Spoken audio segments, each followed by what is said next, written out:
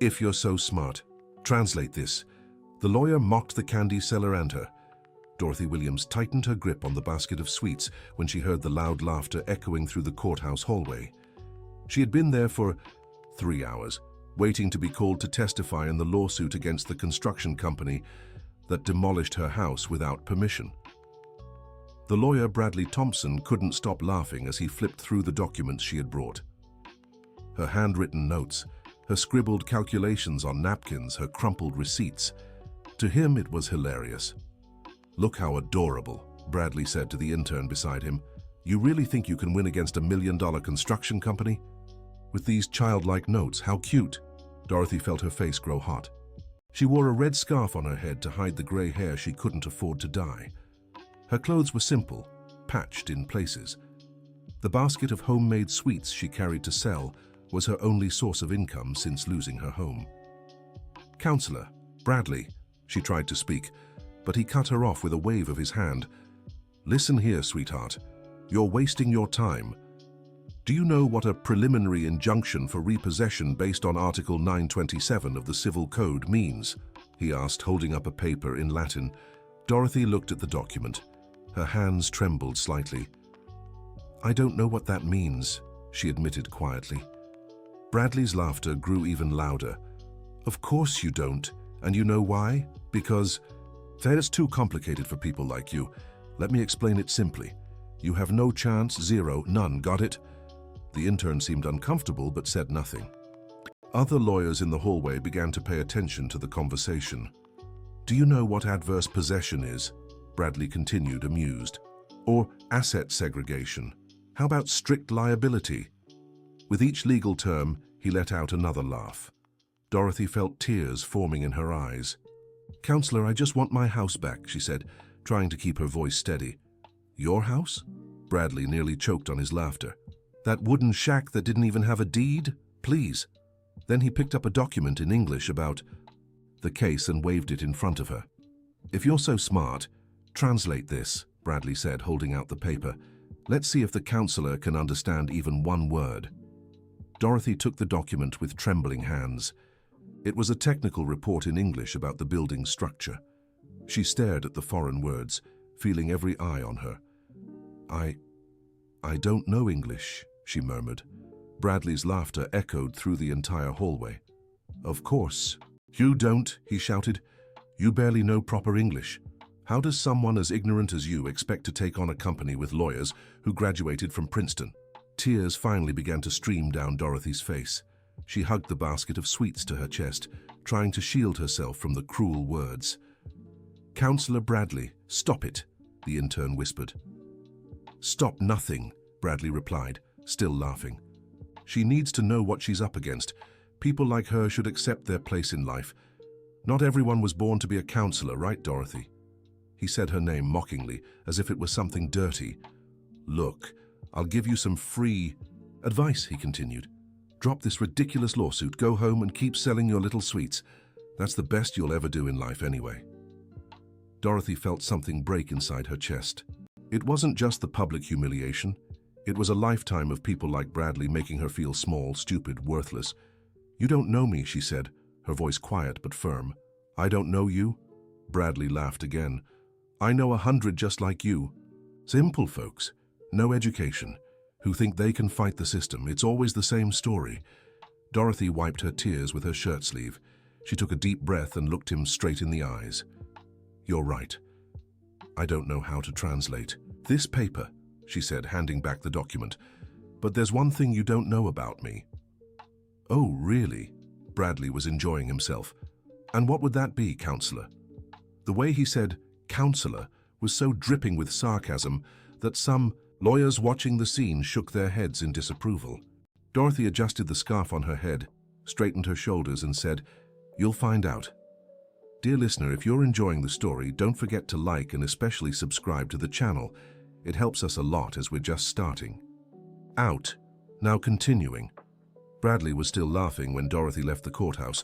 She walked through the streets of Philadelphia carrying her basket of sweets, but now with a different purpose. The humiliation still burned in her chest, but something stronger had been born. Determination. Dorothy wasn't just a candy seller. She had hidden her past for 20 years, ever since she fled a life that had nearly destroyed her. Before becoming the simple woman who sold treats on the street, she had been Dorothy Williams Johnson, a graduate in literature from the University of Pennsylvania, fluent in 4 languages. But that was before her marriage to Richard, before the abuse, before losing everything she had built. When she finally escaped, she chose to live simply so she'd never be found again. She changed cities, cut her hair, started wearing old clothes. She became invisible. For years, she pretended to be illiterate so no one would suspect. She sold candy, cleaned houses, took any manual job to survive. It was safer to be underestimated than to risk being recognized. But now, after the humiliation, in court something had changed. Bradley Thompson had awakened a part of her that had been dormant for decades. Dorothy arrived at the small rented room where she lived and opened an old trunk under the bed. Inside, wrapped in plastic, were her diplomas, certificates, old translations, and academic work, everything she had been before hiding. She took out the literature degree and ran her fingers over the yellowed paper. Dorothy Williams Johnson, Bachelor of Arts with a focus in translation, specializing in Romance and Germanic languages. She had graduated at 22 with the highest marks in her class. She spoke Portuguese, English, French, Italian, and Spanish fluently. She had worked as a translator for multinational companies and even taught at the university. All of that before Richard entered her life and began the slow process of destruction. First came the jealousy over her co-workers, then the restrictions on going out alone. Finally, the physical and psychological abuse that made her believe she was worthless. When she finally escaped at 35, Dorothy was broken inside and out.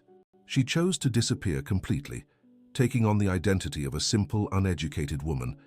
It was easier that way. But now, at 45, 20 years later, Bradley's mocking laugh had awakened something she thought had died: her dignity. Dorothy put the documents back in the trunk, but took out an old notebook where she had recorded her personal translations. All these years she had kept studying in secret. She read books in other languages, followed legal cases online, stayed updated. She knew the law better than many rookie lawyers. She knew exactly what her rights were regarding the house demolition. What she lacked were the resources to hire a good attorney or the courage to expose herself. But Bradley had changed that. He had made it personal. The next day, Dorothy returned to the courthouse. This time, she wasn't the humiliated candy seller. She still wore the same simple clothes and the scarf on her head, but there was something different in her eyes. Bradley was talking to other lawyers in the hallway when he saw her. "Well, look who's back," he said, already starting to laugh. "The counselor of the suites. Did you manage to translate that document, sweetheart?" The other lawyers seemed uncomfortable with his tone, but Bradley didn't care. To him, humiliating people like Dorothy was fun. "Counselor Bradley," Dorothy said, stepping closer, "I'd like to talk to you." "Talk about what?" he guffawed. "Going to teach me how to make fudge?" "About the construction company's lawsuit," she replied calmly. "Oh, you still haven't given up on that nonsense?" Bradley shook his head. "Listen here, Dorothy. You're wasting your time and mine.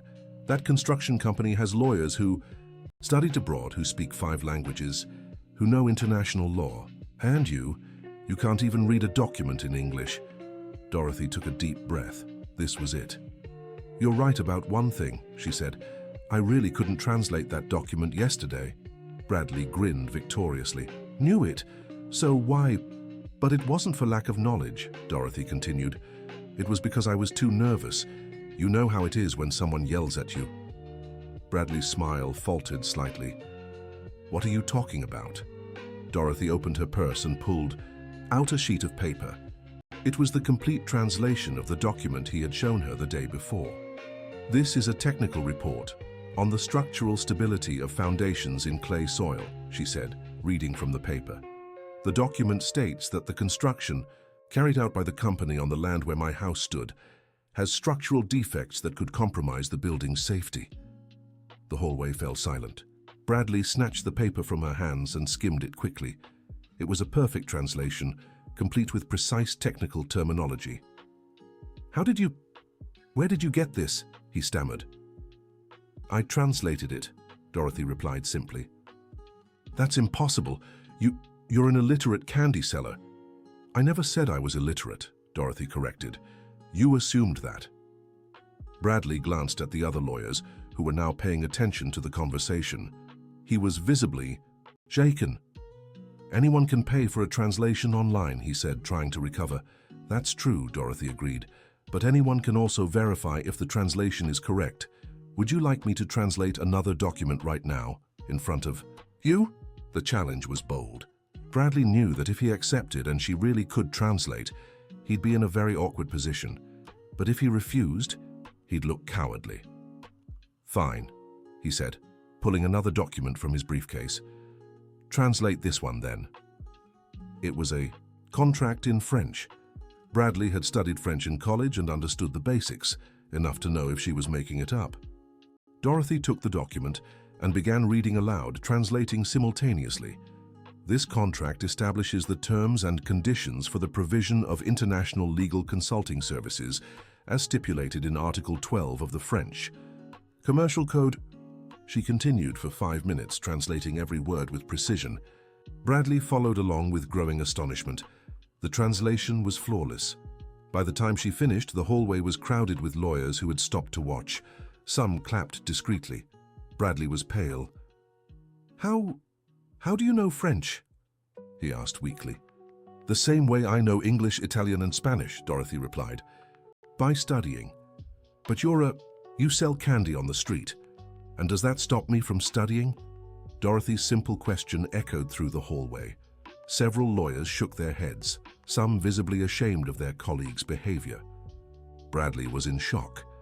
Her entire worldview had been shaken in 5 minutes. How could a candy vendor be more cultured than him?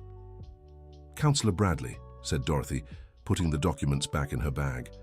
I have a proposal for you. What proposal? He asked, still dazed. You're representing the construction company in my lawsuit, right? I am, and you must be charging a good amount for it. Bradley nodded, unsure where she was going with this. How about a bet? Dorothy proposed. If I can prove the construction company acted illegally and that I'm entitled to compensation, you switch sides and represent me for free. That's ridiculous, Bradley exploded. I'm not going to... But if I lose, Dorothy continued, I drop the lawsuit and never bother anyone again. The offer was tempting for Bradley. He knew the case well and was certain the construction company hadn't done anything technically illegal. The methods were questionable but within the law. And how do you plan to prove it? He asked suspiciously. That's my business, Dorothy replied. Do you accept the bet or not? Bradley looked around. All the lawyers were waiting for his answer. If he accepted and won, he'd prove he'd been right all along.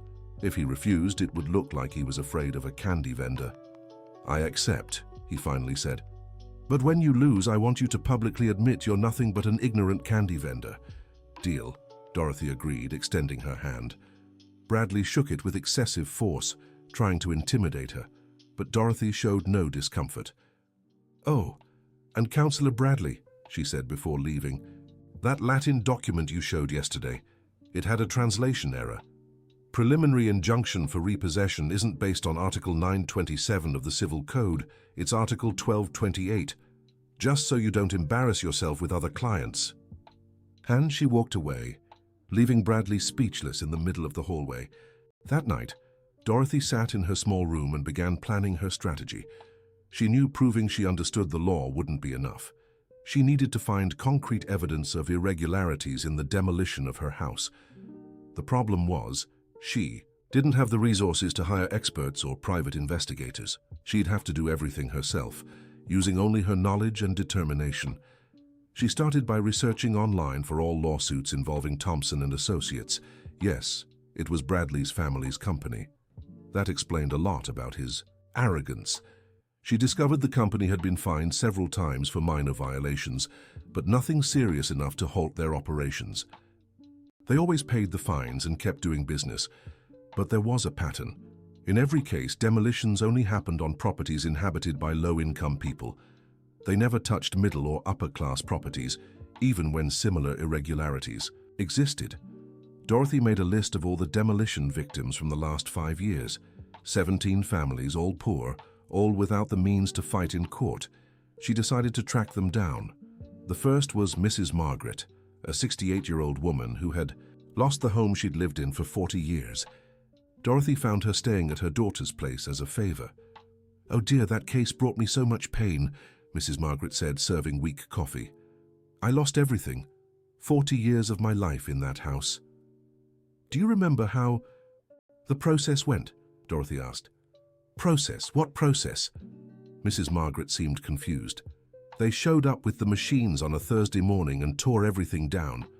Said it was a city order, that the house was illegal. But did you receive any documents beforehand, any notice?" "Nothing, dear, nothing. One day everything was fine. The next, the house was gone." Dorothy felt her stomach tighten. If Mrs. Margaret was telling the truth, the demolition had been illegal. By law, the owner had the right to prior notification and a grace period to resolve any issues. "Do you have any documents for the house? A deed? Property tax records, anything?" "Yes, I do." Mrs. Margaret went to a cabinet and returned with an old folder. "My late husband kept everything in order." Dorothy examined the documents. The house was completely up to code. Property taxes paid on time for 40 years, no pending issues with the city. The demolition had been entirely illegal. "Mrs. Margaret, why didn't you seek out a lawyer?" The elderly woman let out a bitter laugh. "Seek out a lawyer with what money, dear? And even if I had any, who would believe an old woman like me against a big construction company?" It was exactly what Dorothy had thought about her own situation. People like them were invisible to the justice system. Dorothy visited 6 more families that week. All told similar stories: sudden demolitions, no prior notice, homes that were fully legal. Slowly, a criminal pattern emerged. The construction company had found a way to profit from land in up-and-coming areas by illegally removing poor families and building expensive developments in their place. The problem was proving it wouldn't be easy. The victims had no money for lengthy lawsuits, no legal knowledge to defend themselves, and the company always managed to legalize things after the damage was done. But Dorothy had something the other victims didn't: knowledge and a very strong personal motivation. Bradley had made this a matter of honor. She began compiling a comprehensive dossier. Maps of the area showing rising property values, documents proving the legality of the demolished homes, testimonies from all the victims. But she needed more. She needed something that directly connected the construction company to the illegal acts. That's when she remembered something. During the demolition of her own home, she'd noticed the machine operator seemed uneasy. He'd even tried arguing with the supervisor about making sure it was the right house. Dorothy decided to track down that operator. It took her 3 days to find him. Frank Miller, 34, worked as a heavy machine operator for several companies in the city. When Dorothy found him, he was finishing his shift at a construction site. "You're the owner of the house I tore down in Oakwood Heights?" Frank asked when she introduced herself. "That's me," Dorothy confirmed. Frank looked around, checking if anyone was listening. "Look, ma'am, I'm really sorry, that wasn't right. I told the supervisor something seemed off, but he said it was orders from the top." What exactly was wrong? The house was lived in, tidy, didn't look abandoned like they said, and then some guy in a suit showed up during the demolition, really nervous, telling us to hurry up. "Do you remember what he looked like?" "Sure, young guy, slicked back hair, real fancy. Kept yelling about deadlines. Said everything had to be torn down by the end of the day." Dorothy pulled out her phone and showed a photo of Bradley she'd found on the company's website. "Was it this man?" Frank looked at the photo and nodded. "Immediately. That's him. He's the one who gave the final order to tear down your house." Finally, Dorothy had a direct link between Bradley and the illegal demolition, but she still needed more evidence. "Frank, did you sign any documents about that demolition?" "Yeah, I did. They always make us sign papers before starting a job." "Do you have copies of those documents?" "No, but I know where they're filed at the company." Dorothy's heart raced. Those documents could hold crucial evidence. "Could you show me those files?" Frank seemed scared. "Ma'am, this is very dangerous. If they find out I helped, I'll lose my job. I have a family to support." Dorothy understood perfectly. She couldn't ask him to take such a risk for her. "Frank, I understand your situation. I don't want you to get in trouble, but answer me one thing. Do you think what they did was right?" Frank lowered his head. "No, ma'am. I don't. I've torn down many houses in my line of work, but always ones that were truly irregular, abandoned or condemned. That was different. Your house was beautiful, clean, lived in. It was wrong. Then help me prove it." Frank stayed silent for a long time. Finally, he sighed. "All right, but we have to be very careful. If I'm caught, I'll deny everything. Deal." They arranged to meet over the weekend when the company office would be empty. Frank had access because he sometimes needed to retrieve documents from past projects. Meanwhile, Dorothy continued her investigation. She discovered the construction company had bought all the land in the area where her house stood for well below market value, right after the demolitions. It was a perfect scheme. They illegally tore down the houses, forced the residents out without compensation, bought the land cheap by claiming it had legal issues, and then built luxury buildings. All of this was possible because the victims were people without the means or knowledge to defend themselves, until now. On Saturday, Dorothy met Frank near the construction company's office. It was a 2-story commercial building downtown. "The files are on the 2nd floor, Frank explained as they climbed the stairs. "But we have to be quick. The security guard does rounds every 2 hours." The office was dark and quiet. Frank used his key to get in and led Dorothy to a back room where the files were kept. "Here are all the demolition records," he said, pointing to several cabinets. "But there are a lot of them. It'll take time to find what you're looking for." Dorothy started searching for the documents related to her house's demolition. Frank stood guard at the door, nervous.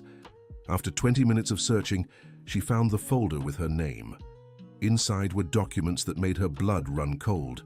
The first was a demolition order dated 2 weeks before the day her house was torn down. But she had only been notified the day before. By law, she should have had at least 30 days to contest or rectify the situation. The second document was even more shocking. A fake technical report claiming her house was in imminent danger and needed to be demolished immediately. The report was signed by an engineer who, according to the date, had inspected it on a Thursday. But Dorothy remembered perfectly well that she had stayed home all day waiting for a delivery and no engineer had shown up.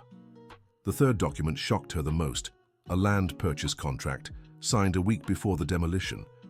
The company had bought the land before even tearing down the house. This proved the whole operation had been planned in advance.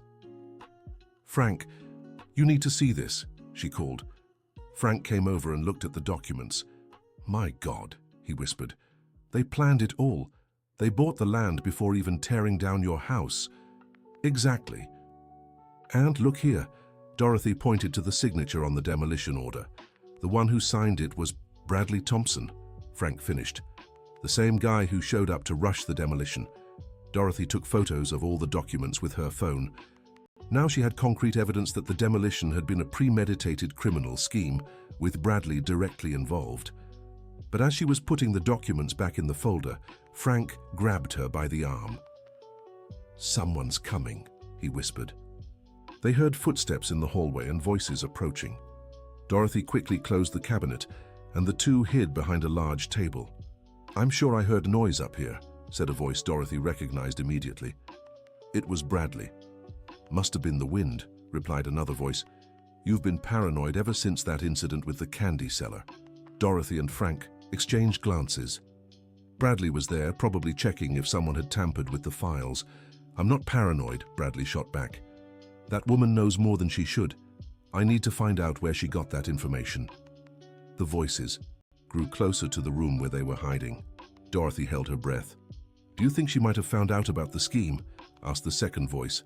"I don't know, but I can't take any risks. My father built this company over 40 years. I won't let some candy seller bring it all down." Dorothy felt a mix of fear and indignation. Bradley was talking about her as if she were a threat to be eliminated. "What do you plan to do?" asked the other man. "First, I'll check if anyone touched the files. Then I'll find out who this woman really is. No one learns 4 languages selling candy on the street." The footsteps moved toward the cabinets. Dorothy knew it was only a matter of time before they realized the documents had been handled. Frank pointed to a side door leading to an emergency staircase. They'd have to pass dangerously close to where Bradley was, but it was their only way out. Dorothy slipped off her shoes to avoid making noise and began moving slowly toward the door.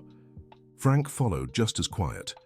Just as they neared the door, Dorothy accidentally bumped into a chair.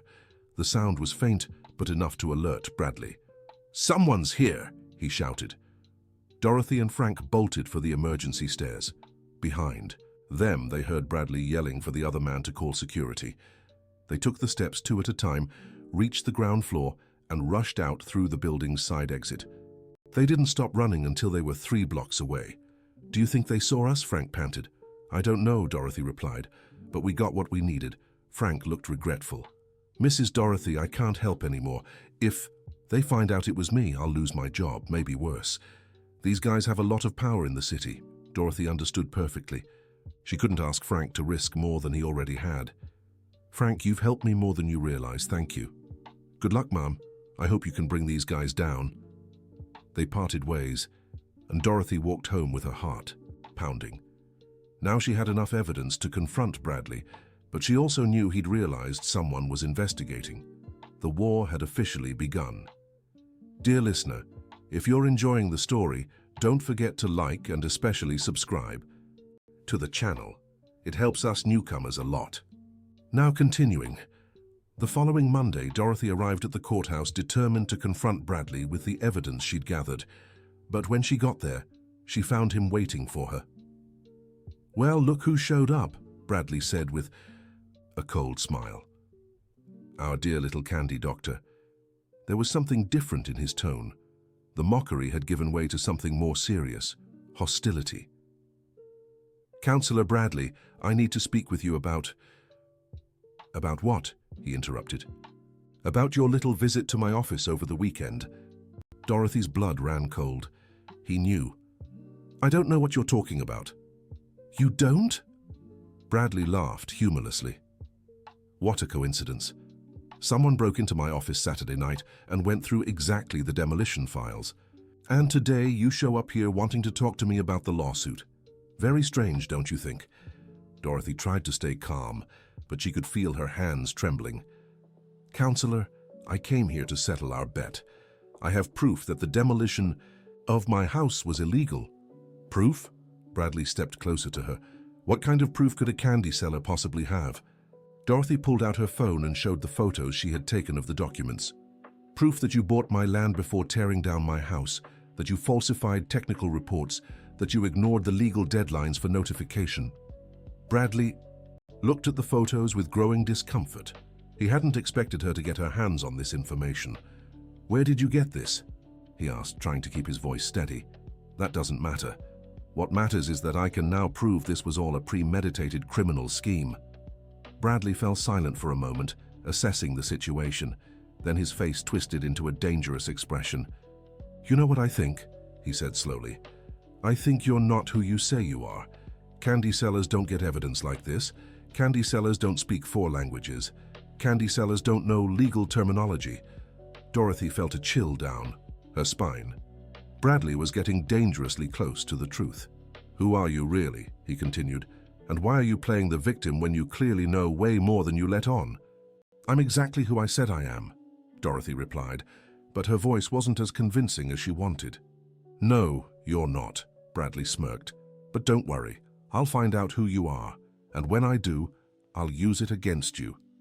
The threat was clear. Dorothy felt fear rising in her chest. If Bradley discovered her real identity, he could find Richard. And if Richard found out where she was... "Counselor Bradley, our personal issues don't change the fact that you committed crimes," she said, trying to shift the focus. "Crimes?" Bradley laughed. "What crimes? You've got some blurry papers. Anyone could have forged. You think any judge will take that seriously? I have witnesses too." "Witnesses?" Bradley's laugh was cruel. "What witnesses? Other candy sellers, other slum dwellers, please." The contempt in his voice when he spoke about the other victims made Dorothy burn with anger.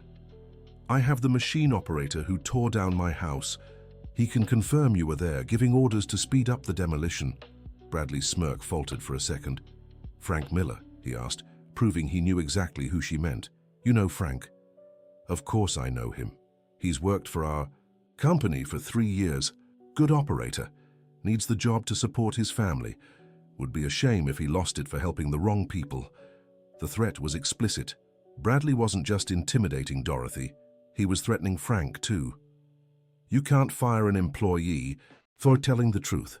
"I can fire an employee for any reason," Bradley shot back. And between Frank's word and mine, guess who the judge will believe? Dorothy realized she had underestimated how far Bradley was willing to go. He wasn't just going to challenge the evidence, he was going to destroy anyone who tried to help her. "So this is how you play?" she asked. "I play to win," Bradley replied. "Always have, always will.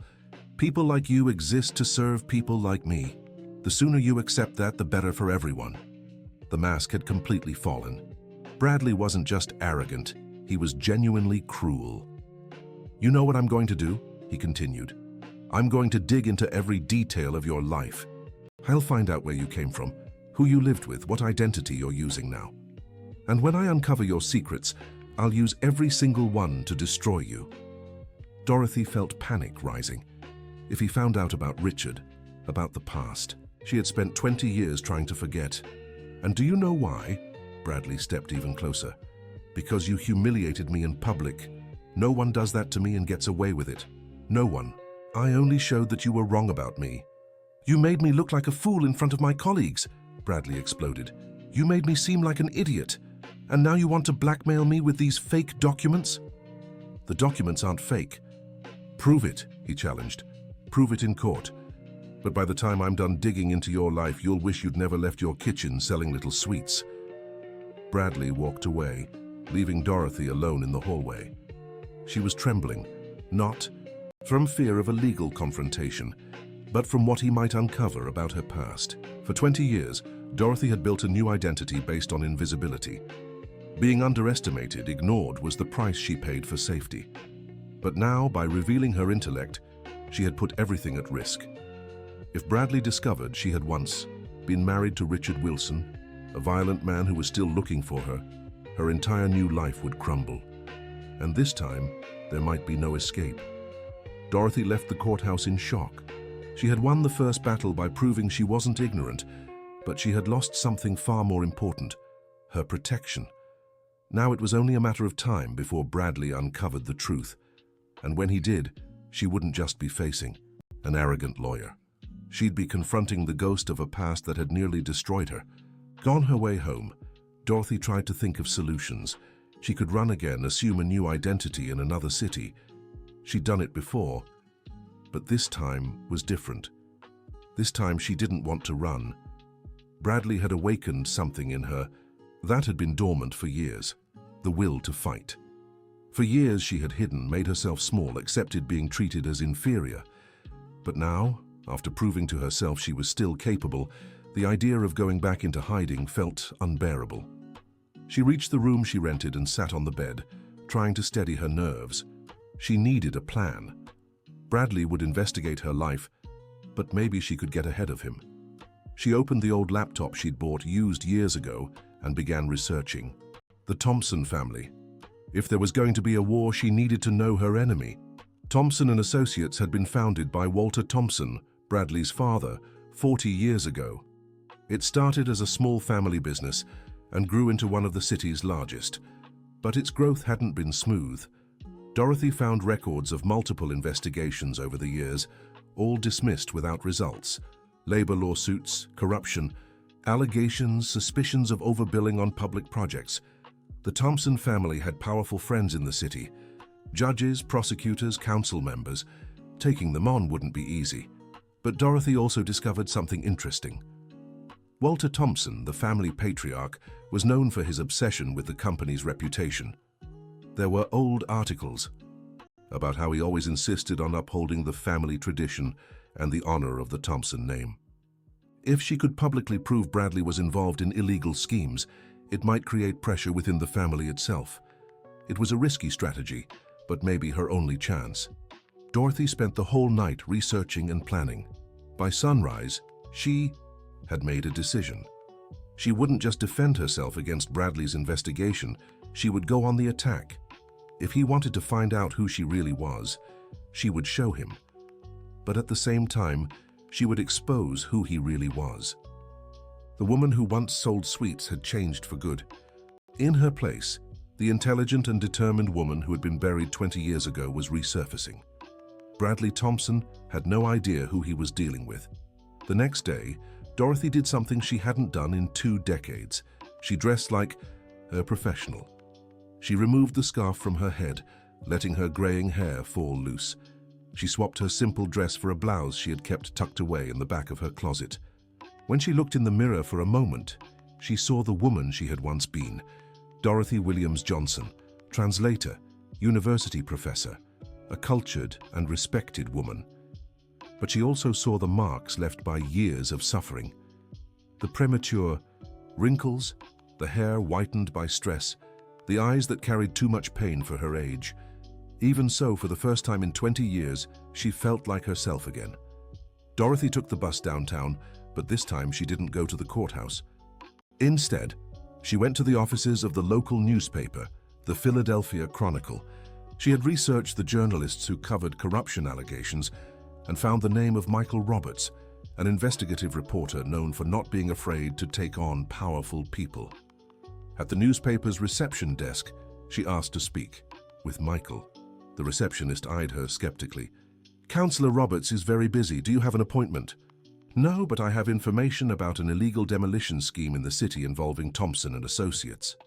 The mention of the name Thompson made the receptionist raise her eyebrows. She made a quick call, and after a few minutes, a man around 45 appeared in the lobby.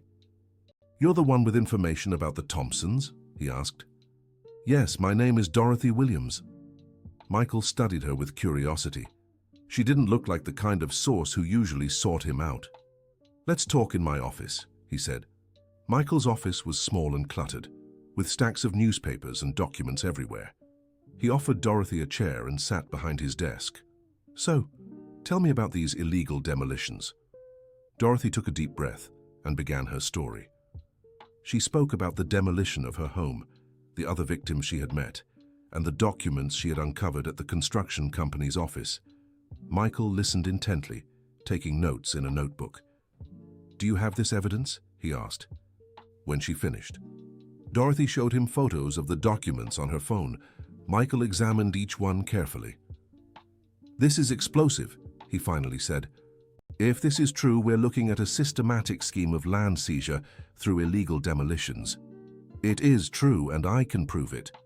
"The problem is the Thompsons have a lot of power in this city," Michael said, sounding concerned. "I've tried investigating them before and always hit resistance. They have friends in high places." "But now you have concrete evidence." "Yes, but I need more. I need witnesses willing to speak publicly, official documents, a solid story they can't tear down." Dorothy understood his caution. Journalists who took on powerful people had to be very careful. "What do you need me to do?" "First, I need you to tell me the whole truth about who you are," Michael said, looking straight into her eyes. "A street vendor doesn't get evidence like this on her own. You have legal knowledge, speak multiple languages, know how to conduct an investigation. Who are you really?" Dorothy hesitated. Revealing her true identity was risky, but it might be necessary to earn the journalist's trust. "I have a degree in literature, with a specialization in translation," she finally said. "I worked as a translator and university professor until I was 35. "And why do you sell sweets on the street?" "Because sometimes life forces us to make difficult choices." Michael realized she wouldn't provide more details about the past, at least not yet. "All right, I'll accept that for now. But you need to understand, if we expose the Thompsons, they'll retaliate. They'll try to destroy your credibility, investigate your life, use anything they find against you." "I know Bradley already threatened to do exactly that." "Bradley threatened you?" Michael leaned forward. "What do you mean?" Dorothy recounted the confrontation at the courthouse, the threats to dig into her life. "That's intimidation," Michael said, "and more evidence of his character. I'll include this in the article." "You're going to publish the story?" "I am, but I need a few more things first. I have to speak with other victims, get an official response from the construction company, and verify the documents you brought." How will you verify them? I have contacts at City Hall who can confirm their authenticity, and a lawyer friend who can review the legal aspects. Dorothy felt a mix of hope and anxiety. Finally, someone was taking her complaint seriously, but it also meant there was no turning back. How long will it take? A week, maybe 2. Serious investigations take time. What if they find out you're looking into this? Michael smiled, for the first time. Let them find out. It's not my first time facing powerful people, and press freedom still exists in this country, for now. Dorothy left the newspaper feeling more hopeful than she had in weeks. She finally had an ally against Bradley, but when she got home, she was met with an unpleasant surprise. Her bedroom door was open, and her belongings had been ransacked. Someone had broken in and searched through her things. Her heart racing, Dorothy stepped slowly into the room. Drawers open, clothes scattered, papers shuffled. Whoever had been there was looking for something specific. She rushed to the bed and looked underneath. The trunk where she kept her old documents was still there but had been moved. Someone had gone through it. With trembling hands, she opened the trunk. Her diplomas were still inside, but she noticed everything had been photographed. The papers were in a slightly different order than she'd left them. Now they knew. Bradley had discovered her real identity. Dorothy sat on the bed, fighting panic. If they knew she was Dorothy Williams Johnson, how long before they found out about Richard? Her phone rang, making her jump. An unknown number. "Hello," she answered, voice shaking. "Dorothy Williams Johnson," said an unfamiliar male voice. "Graduated in literature from UPenn, former university professor, ex-wife of Richard Wilson." Dorothy felt the world spin. They already knew everything. "Who are you?" she asked, trying to steady her voice. "Someone who works for people you shouldn't have bothered. What do you want?" "We want you to stop. Stop investigating, stop asking questions, stop causing trouble. Go back to being the invisible candy vendor you've been for the last 20 years. And if I don't, then we'll tell Richard Wilson where you're living." The threat hit like a punch to the gut. Dorothy dropped the phone. Richard, the man who had made the last years of her marriage a living hell. The man who had sworn to find her no matter where she went. The man she'd fled 20 years ago, who still haunted her nightmares. Dorothy knew Richard had never stopped searching for her. In the first years after escaping, she'd moved 3 times because she'd learned he was getting close. She'd only managed to settle in Philadelphia by assuming a completely different identity. But now Bradley had uncovered who she really was. And she was using that information as a weapon. The phone rang again. This time she let it ring until it stopped. Then it rang again and again. On the 4th attempt, she answered. "Did you get the message?" asked the same voice. "I did." "Good. You have 24 hours to drop the lawsuit and disappear from the city. If you don't, Richard Wilson will receive an address." The call ended. Dorothy sat on the bed for an hour, in shock. Everything she had fought for was crumbling. The new life she had built, the courage she had found to stand up to Bradley, the hope for justice. All of it was being destroyed by the threat of a past she thought she had left behind. But then slowly anger began to replace fear. Bradley wasn't just using his legal influence against her. He was using her personal history, her trauma, her deepest terror. He was making this personal in a way that went far beyond any legal dispute. He had crossed a line. Dorothy got up from the bed and started packing her things again, but not to run away this time. To prepare for war. If Bradley wanted to play dirty, she would show him what a desperate woman was capable of. The candy seller was gone for good. In her place stood a woman who had nothing left to lose, and a woman with nothing to lose was the most dangerous thing Bradley could have created. Dorothy picked up the phone and called Michael. "Michael, it's..." "Dorothy, change of plans. I need you to publish the story as soon as possible." "Why? What happened?"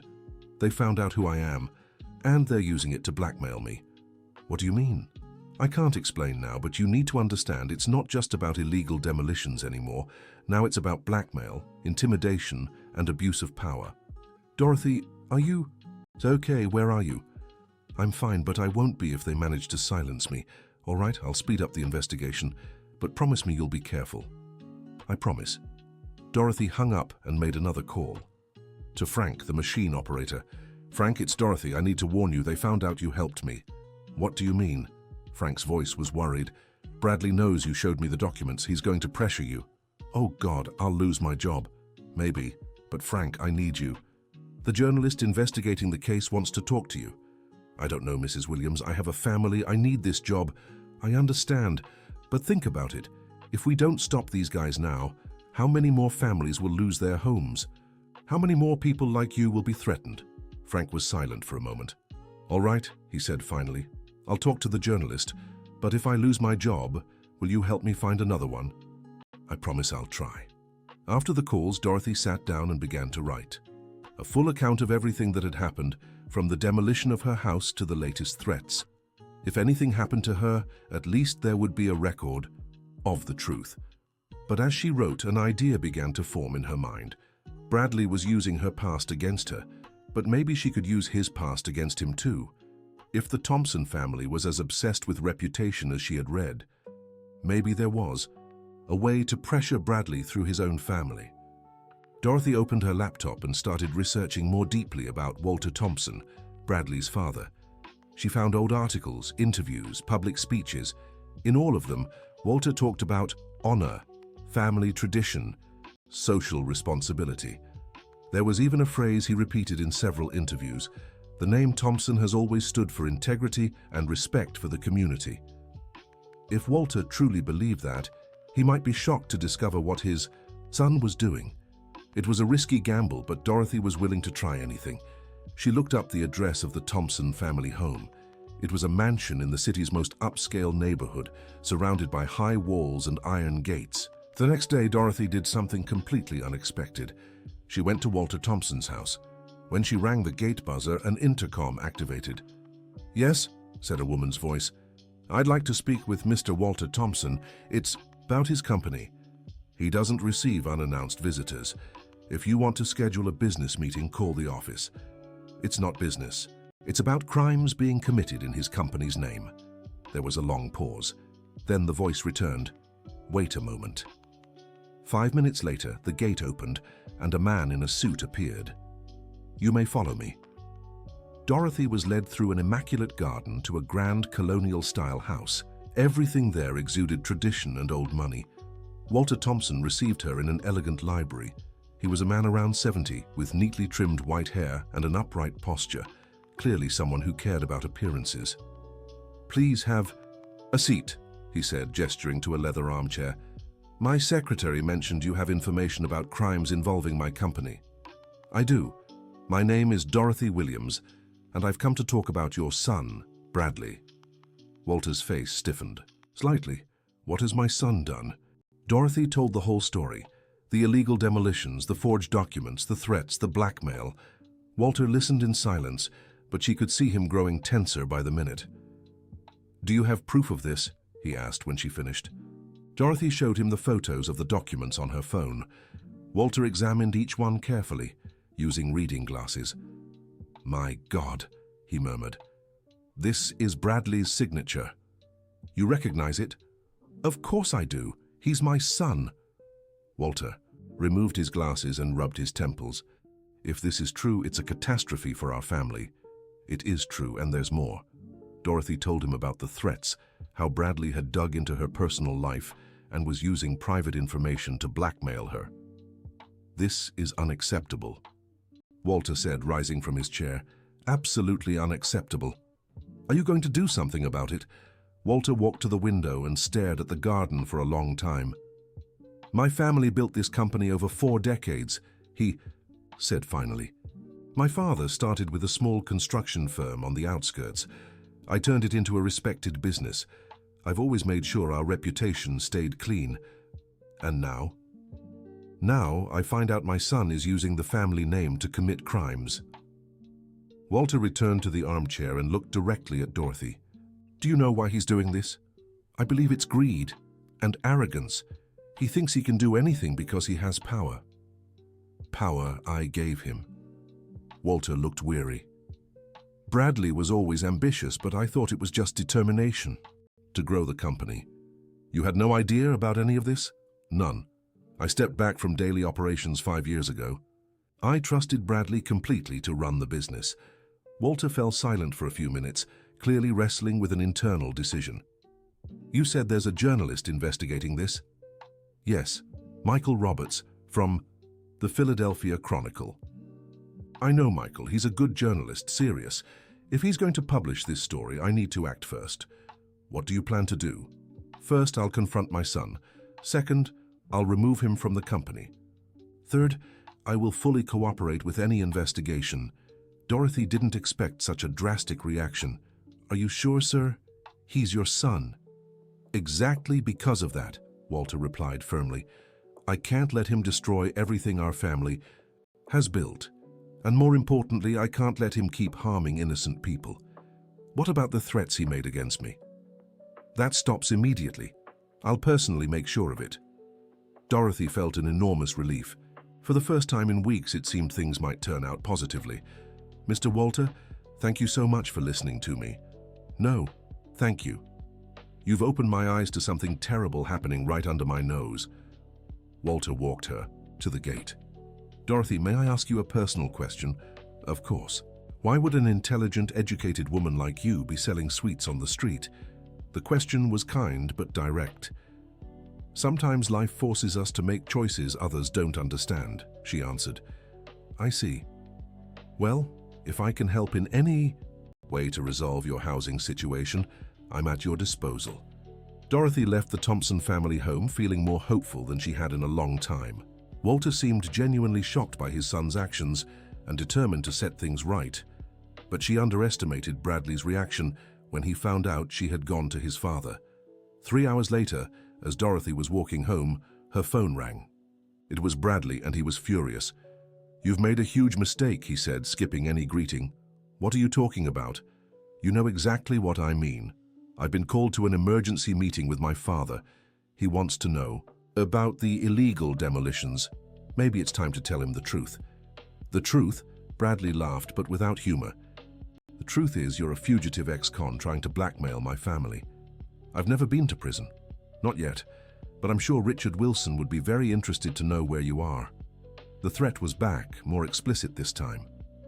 Your father said the threats would stop. My father doesn't control me, Bradley snapped. And you made a grave mistake involving him in this. Why? Because now he knows what kind of son he has. Because now you've become a much bigger problem than you were before. And big. Problems require drastic solutions. Bradley's tone had shifted to something genuinely menacing. What does that mean? It means you have until tomorrow morning to disappear from this city. If you don't, I won't just tell Richard where you are. I'll hand you over to him personally. You wouldn't do that. Don't test me, Bradley said, and hung up. Dorothy stood frozen on the street, trying to process what she'd just heard. Bradley was clearly desperate if he was making threats this explicit, but it also meant he was dangerous. She immediately called Walter Thompson. Mr. Walter, it's Dorothy. Your son just called me with even worse threats. What do you mean? I spoke to him an hour ago and made it clear the intimidation had to stop. He said you don't control him, and he threatened to hand me over to a dangerous person from my past.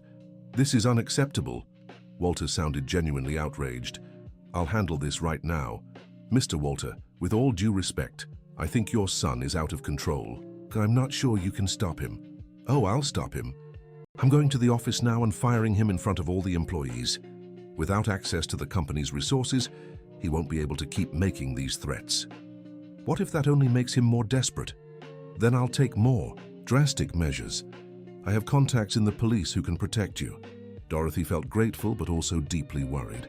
The situation was escalating quickly, and she didn't know if Walter would be able to control his son. She decided to call Michael. Michael, I need you to publish the story today. Today, Dorothy? I haven't finished verifying all the facts yet. We don't have time.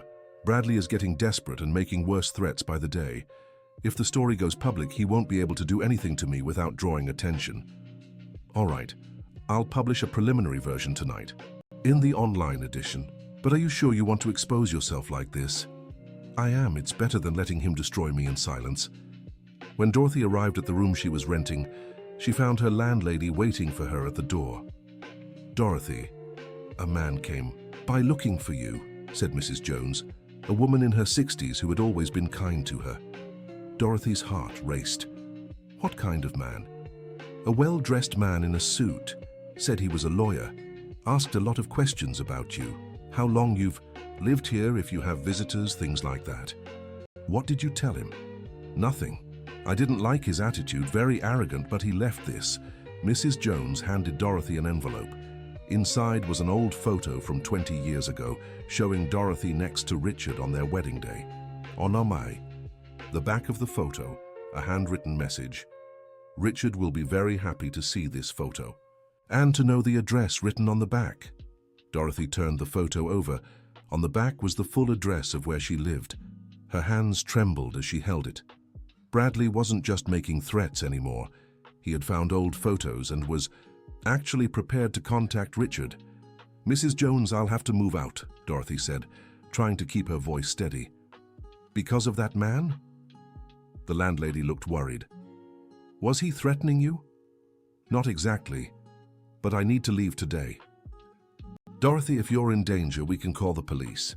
"No, thank you. I'll handle this another way." Dorothy went up to her room and started packing quickly. But as she gathered her things, she realized she had nowhere to go. For 20 years she had lived in isolation, without close friendships or connections. It had been a safety strategy, but now it meant she was completely alone. The phone rang. It was a number she didn't recognize. "Hello? Dorothy?" The voice was male, but it wasn't Bradley. "This is Walter Thompson." "Mr. Thompson, I'm glad you called. The situation has gotten worse." "I know. I just had a terrible confrontation with my son. He's completely lost control." "What happened?" "I went to the office to fire him as I promised, but when I got there, I found out he had fired 3 employees this morning, including Frank Miller." Dorothy's stomach tightened. Frank had lost his job for helping her. "It doesn't stop there," Walter continued.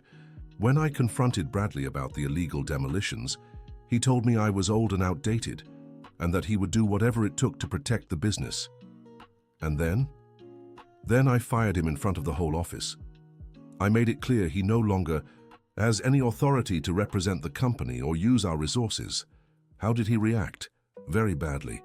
He said I'd regret it, that he had evidence of the company's past irregularities he could use against me, and he said he wouldn't let you destroy the family's reputation." "Mr. Thompson, he's completely out of control. That's why I'm calling. Dorothy, you're not safe. Bradley has shady connections in the city, people who would do anything for money. You need to leave where you are." "I'm already packing, but I don't know where to go." "I do. Come here." "To your house?" "Yes. It's the last place he'd..." "Look, and you'll be protected here while we sort this out." Dorothy hesitated. Accepting Walter's help meant exposing herself even more, trusting someone she barely knew. "Counselor Thompson, I don't want to involve your family in this." "My family is already involved. It was my son who created this situation. It's my responsibility to fix it." The offer was tempting, but Dorothy was used to solving her problems alone. "Let me think about it." "Dorothy, please, I know it's hard to trust anyone from the Thompson family after everything my son did, but I promise you'll be safe here." Before Dorothy could answer, she heard heavy footsteps coming up the stairs of the building where she lived, men's voices talking quietly. "Counselor Thompson, someone's coming up here," she whispered. "I think it's them." "Get out of there now! Is there a back exit?" "There's a fire escape through the bathroom window." "Use it. I'll send my driver to pick you up. Where can we meet?" "At St. Peter's Church, 2 blocks from here." "All right, 15 minutes. Dorothy hung up and rushed to the bathroom window. The voices in the hallway were getting closer. She heard someone knock on Mrs. Jones's door. She opened the window and climbed out onto the fire escape, carrying only a backpack with the essentials. She left everything else behind. She made her way down the back of the building and ran through the streets until she reached the church. Her heart was racing, but she had managed to escape. 15 minutes later, a black car pulled up in front of the church. The driver got out and introduced himself. "Are you Dorothy? Counselor Thompson sent me to pick you up." During the ride to the Thompson family home, Dorothy tried to process everything that was happening. In just a few days, her life had completely changed. The invisible candy vendor had become the center of a war between father and son, a battle that involved not just money, but power, reputation, and family secrets. When they arrived at the mansion, Walter was waiting at the gate. "Dorothy, I'm glad you made it safely," he said, sounding genuinely relieved. "Counselor Thompson, thank you so much for helping me. It's the least I can do. Come, let me show you where you'll be staying." Walter led her to a guest room on the second floor of the house. It was bigger than her entire apartment. "You'll be safe here," he said. "Bradley no longer has keys to this house, and we have a security system. How long can I stay?" "As long as you need, until we resolve this situation completely." That evening, Dorothy had dinner with Walter and his wife, Martha, an elegant woman who welcomed her kindly despite the strange circumstances. "Walter told me about the trouble with Bradley," Martha said during dinner. "I'm so sorry for what you've been through." "Thank you, Mrs. Martha. You can just call me Martha, and don't worry, you're home now." The couple's kindness was a stark contrast to their son's cruelty. Dorothy wondered how such decent parents had raised someone like Bradley. As if reading her thoughts, Walter sighed. "I know what you must be thinking," he said, "how Bradley became the man he is. It's not my place. It is, you have a right to understand." Walter set down his silverware. "Bradley was always ambitious, even as a child. Martha and I thought it was a good thing. We encouraged him, gave him the best education, every opportunity. Maybe we spoiled him too much," Martha added. "He never heard no, never had to fight for anything. And when he took over the company, he started believing he could do anything," Walter continued. "That the rules didn't apply to him. Did you ever notice any signs?" "I saw some odd behavior in recent years," Walter admitted. "He became more arrogant, more impatient. But I thought it was just work stress. We never imagined he could commit crimes," Martha said, clearly shaken. Dorothy understood. Parents always want to believe the best about their children, even when the evidence suggests otherwise. After dinner, Walter showed Dorothy the evening newspapers. Michael's story had been published in the online version of the Philadelphia Chronicle. The headline was striking: "Construction company accused of illegal demolition scheme in Philadelphia." The article told the whole story, with details about the evidence, victim testimonies, and Dorothy's investigation. There was even a photo of her, taken during her interview with Michael. "Now it's public," Walter said. "Bradley can't try to cover this up anymore. But it also means everyone will know who I am," Dorothy observed. "That's true. There's no going back to anonymity now." Dorothy felt a mix of relief and anxiety. On one hand, the public exposure protected her from silent threats. On the other, it meant Richard might see her and discover where she was. But there was no turning back now. The war had gone public. The next day, the fallout was intense. Walter's phone wouldn't stop ringing, with journalists asking for comments about the article. "At least now everyone knows the Thompson family doesn't condone Bradley's actions," he told Dorothy over breakfast. "How did he react to the article?" "I don't know yet, but I'm sure he wasn't happy." As if on cue, Walter's phone rang at that moment. It was Bradley. "Dad, you've destroyed our family," Bradley said, loud enough for Dorothy to hear. "No, Bradley, you did. I'm just trying to save what's left of our reputation. That woman has poisoned you against me. That woman showed me evidence of crimes you committed in our company's name. Fabricated evidence. She's a con artist, Dad. An ex-con trying to extort us." "Bradley, stop lying. I've looked into Dorothy's past. She was never in prison." Dorothy looked at Walter in surprise. He had investigated her past. "Believe what you want," Bradley continued. "But when Richard Wilson comes looking for her, you'll understand what kind of person you're protecting." "Who's Richard Wilson?" "Her violent ex-husband, the one she abandoned after stealing his money." "That's not true," Dorothy shouted, unable to hold back. "Oh, so she's there?" Bradley laughed. "Perfect. Dorothy, I hope you're enjoying my father's protection, because Richard already knows where you are." The line went dead. Walter looked at Dorothy with concern. "Is it true about the violent ex-husband?" "It's true he was violent," Dorothy admitted, "but I never stole his money. I ran because he abused me." And could he be dangerous? Very dangerous. Walter was thoughtful for a moment. Dorothy, you need to tell me the whole truth. If we're going to face this together, there can't be any secrets. Dorothy took a deep breath. It was time to tell the full story. Richard Wilson was my husband for 8 years. At first, he seemed perfect, smart, charming, successful. But after we married, the unhealthy jealousy started. She described the early signs of control. Richard forbidding her from going out alone, checking her conversations, isolating her from friends. Then came the physical abuse. First shoves, then slaps, finally punches. Always followed by apologies and promises it would never happen again. Walter and Martha listened in silence, clearly shocked. Why didn't you report him? Martha asked. I did, several times, but Richard had connections in the police, expensive lawyers. He always got the charges dropped, and when he came home, the abuse got worse. How did you escape? I planned my escape for 2 years. I saved money in secret, prepared fake documents, chose a city where he'd never think to look. One night when he was away on business, I just disappeared. And since then, she's been hiding.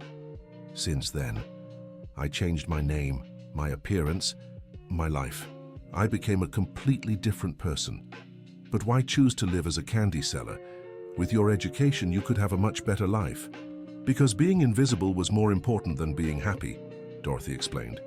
People with good lives attract attention. Poor, uneducated people are ignored.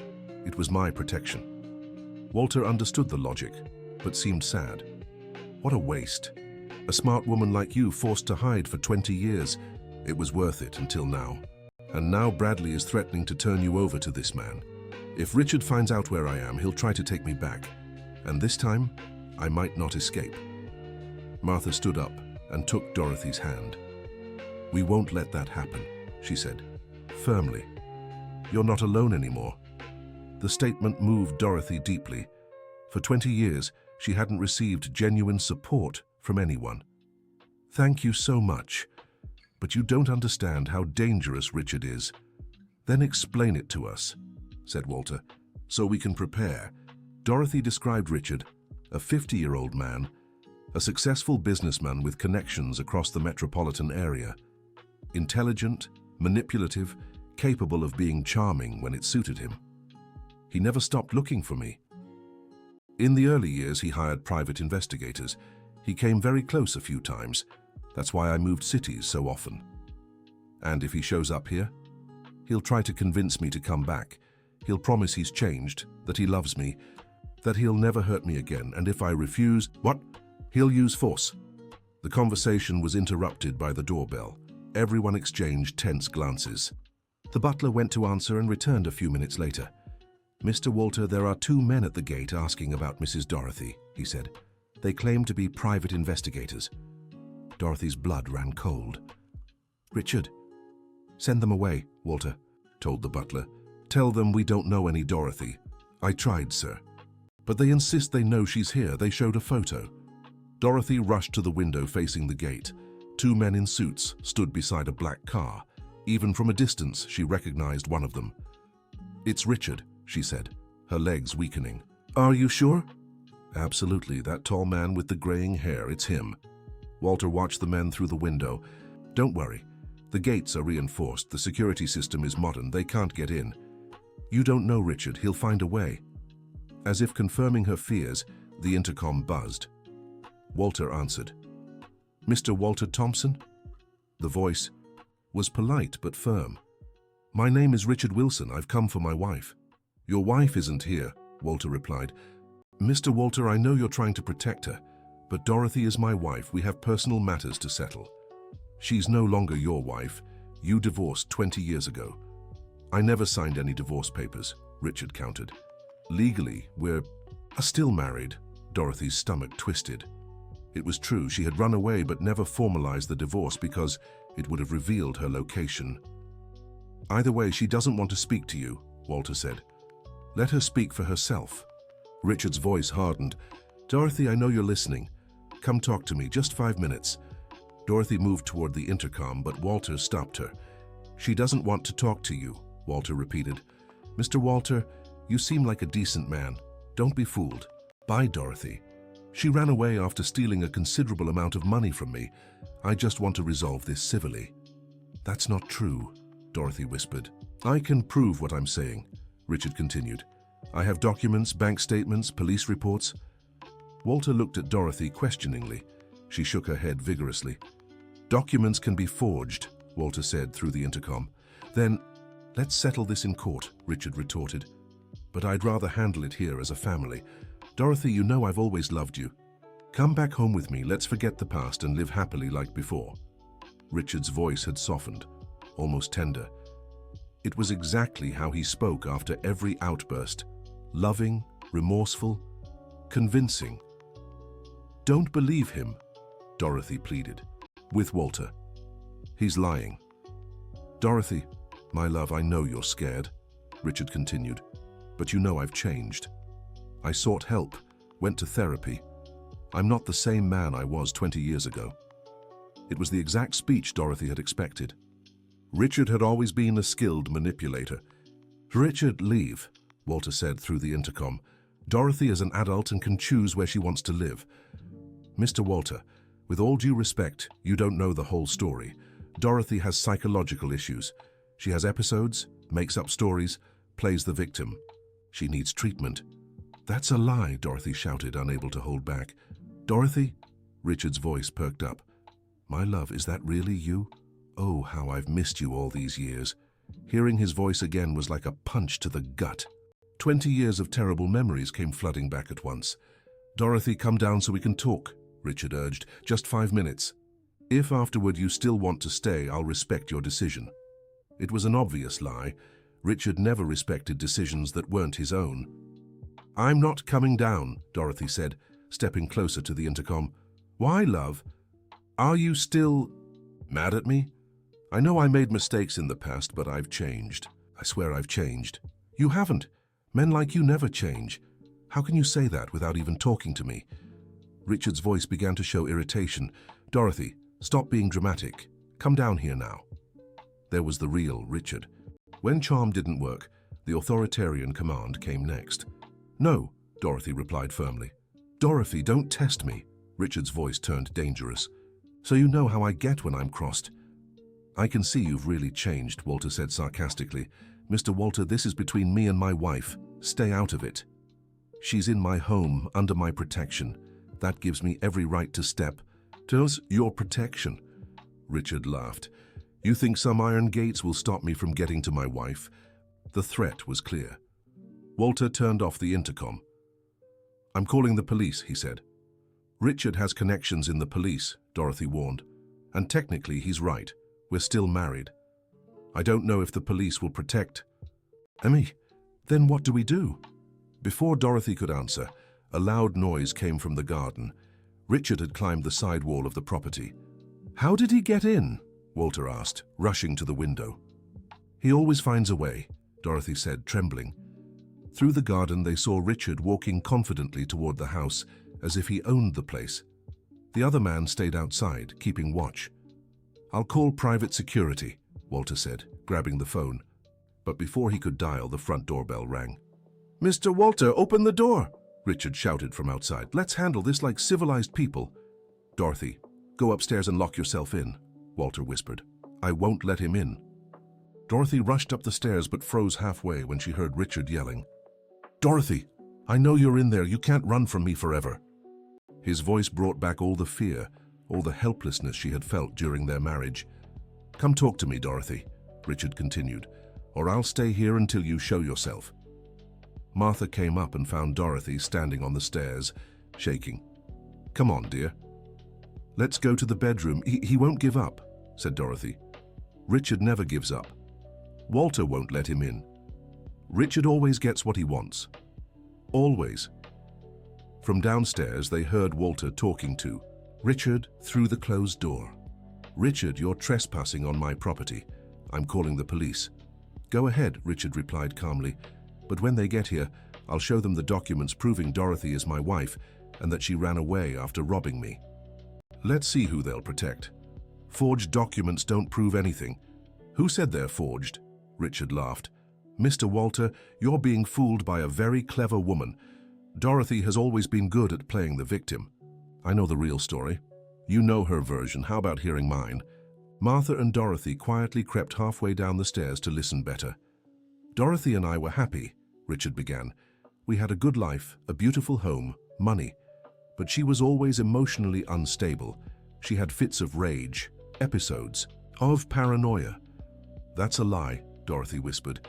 I got her medical help, Richard continued. Psychiatrists, therapists.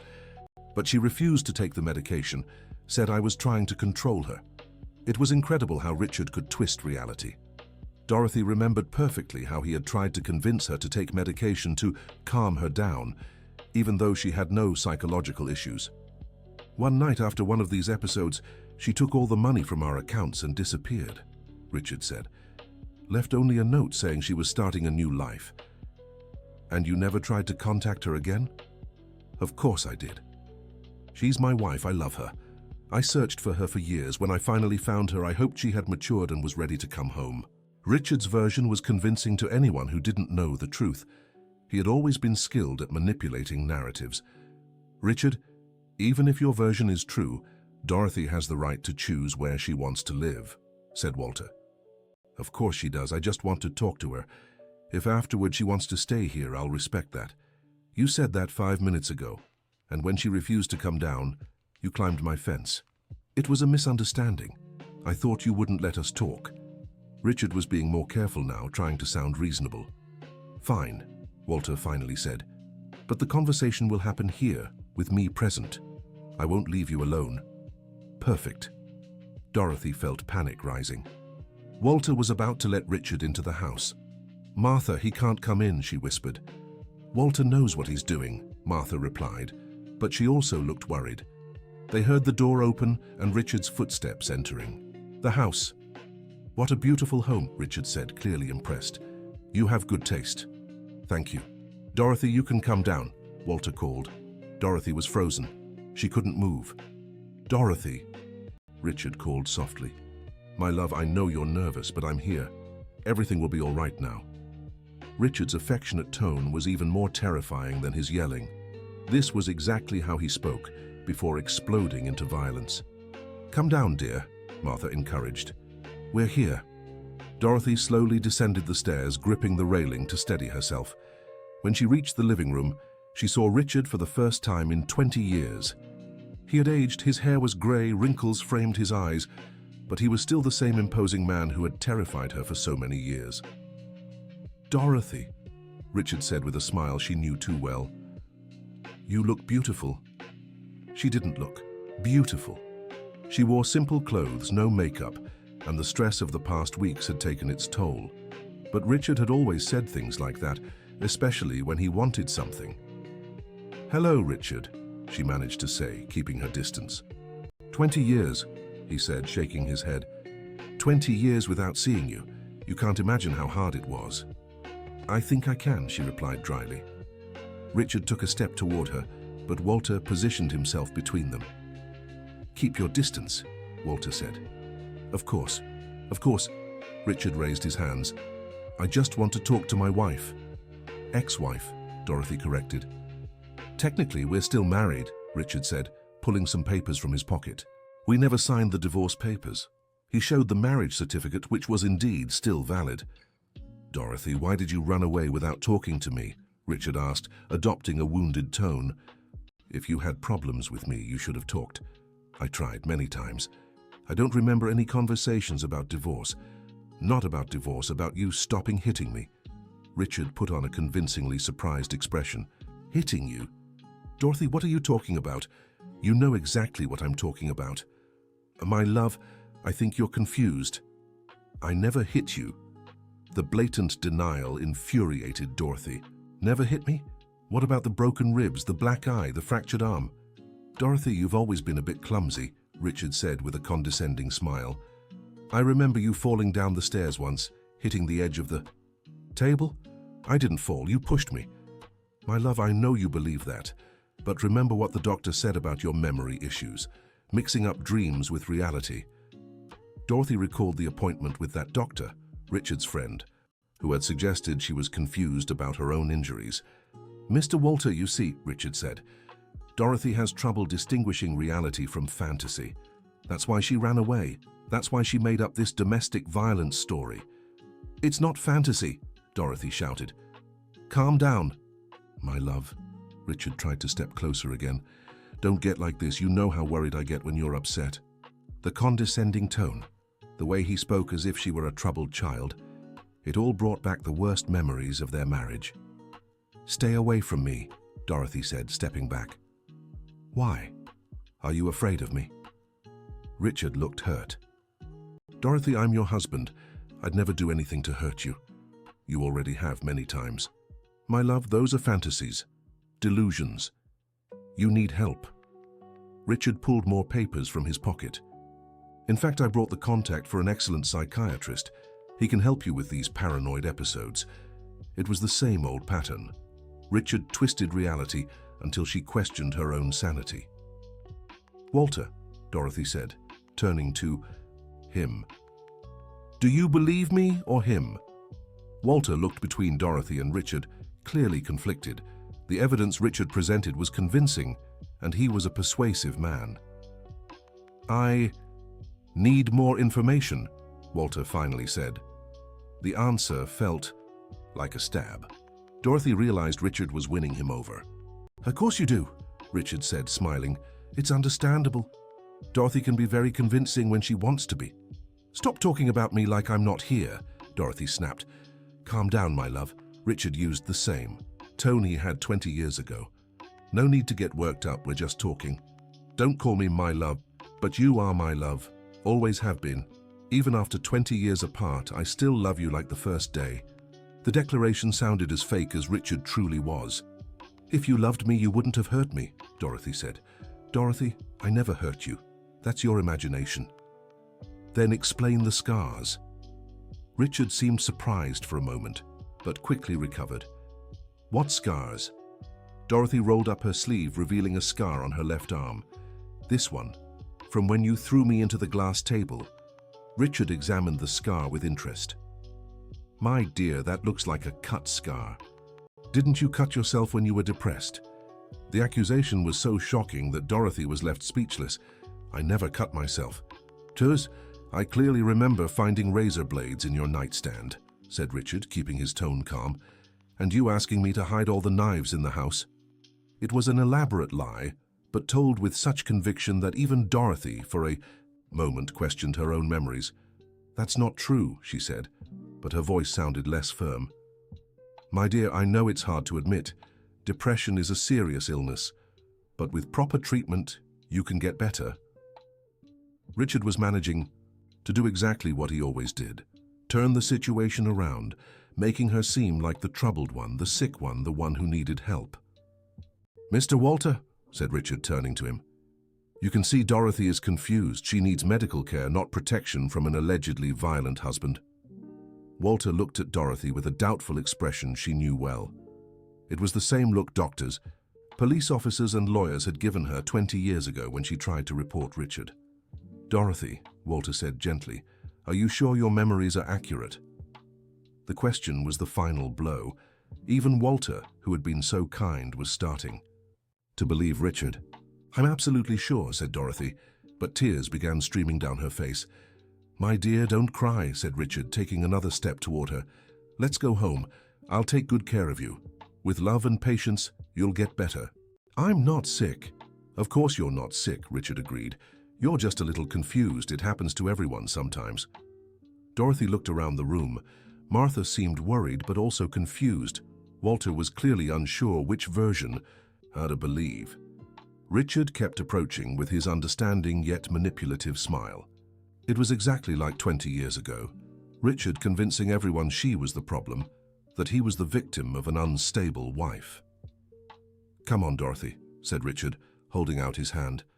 "Let's go home. I'll help you remember how happy we were together." Dorothy looked at his outstretched hand and felt all the memories rushing back at once. The abuse, the manipulation, the isolation, the constant fear. No, she wasn't going through that again. "I remember perfectly how happy we were," said Dorothy, wiping her tears. I remember every punch, every kick, every threat. Dorothy, I remember you throwing me down the stairs. I remember you breaking my rib because I was 5 minutes late from work. I remember you locking me in the bedroom for 3 days because I talked to the neighbor. My dear, that never happened. And I remember, Dorothy continued, her voice growing stronger, I remember you promising to find me wherever I went, saying I belonged to you, that you'd never let me go. Richard stopped smiling for the first time. Dorothy, you're making this up. Making it up? Then why did you look for me for 20 years? If we were so happy, why didn't you find another wife? The question caught Richard off guard. Because I love you. You don't love me. You see me as property, as something that belongs to you. That's not true, isn't it? Dorothy turned to Walter. Walter, ask him how many other women he dated in those 20 years. Walter looked questioningly at Richard.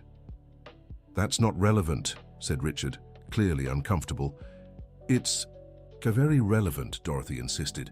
A man who truly loved a woman and believed she was sick and needed help would have moved on after 20 years. But an obsessed, controlling man who sees a woman as property, that kind of man never gives up. Dorothy, stop this. How many women, Richard? Dorothy pressed. How many relationships have you had in these 20 years? Richard fell silent. I'll answer for you. None. Because you can't love anyone. You can only possess. That's absurd. Walter, said Dorothy, turning to him. A normal man, after 20 years with no news from his wife, wouldn't have tried to move on. The question made sense to Walter. He looked at Richard with renewed suspicion. Richard, she has a point. 20 years is a long time to keep searching for someone who clearly doesn't want to be found. I love her, Richard exploded, finally losing his composure. She's my wife. She has an obligation to come home. Aha, there was the real Richard. Not the understanding, concerned man, but the controlling authoritarian. Obligation? Walter questioned. Richard realized he'd given himself away, but it was too late. Yes, obligation, he continued, now visibly angry. Marriage is a commitment. You can't just run away when things get tough. And what tough things were those, eh? Dorothy asked. Your outbursts, your fantasies, your constant accusations. My accusations that you hit me? Yes, Richard shouted. You kept making up stories that I abused you when... I never laid a finger on you. Then why did you get so angry when I said I'd report you? Because they were false accusations. You were going to ruin my reputation over your delusions. And why did you stop me from leaving the house after I made the first report? To protect you, to keep you from doing something stupid. Protect me by locking me in the bedroom. Richard realized he was contradicting himself, but control had slipped away completely. Dorothy, you don't understand. You were unstable. You needed control. Control? Walter interjected. What kind of control? She couldn't go out alone. She couldn't work. She couldn't talk to other men. It was for her own good. Now the truth was coming out. The controlling, possessive Richard was revealing himself. Richard, Walter said coldly, what you're describing is house arrest.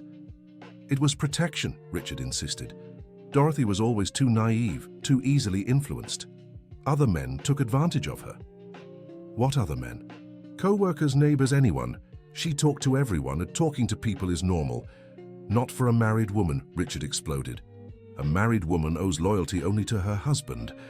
Richard's words were becoming more and more revealing. Walter and Martha exchanged horrified glances. And the physical abuse? Walter pressed. There was never any abuse. Richard shouted. Dorothy made it all up. Then how do you explain her scars? She hurt herself to frame me. The accusation was so absurd, even Richard realized how it sounded.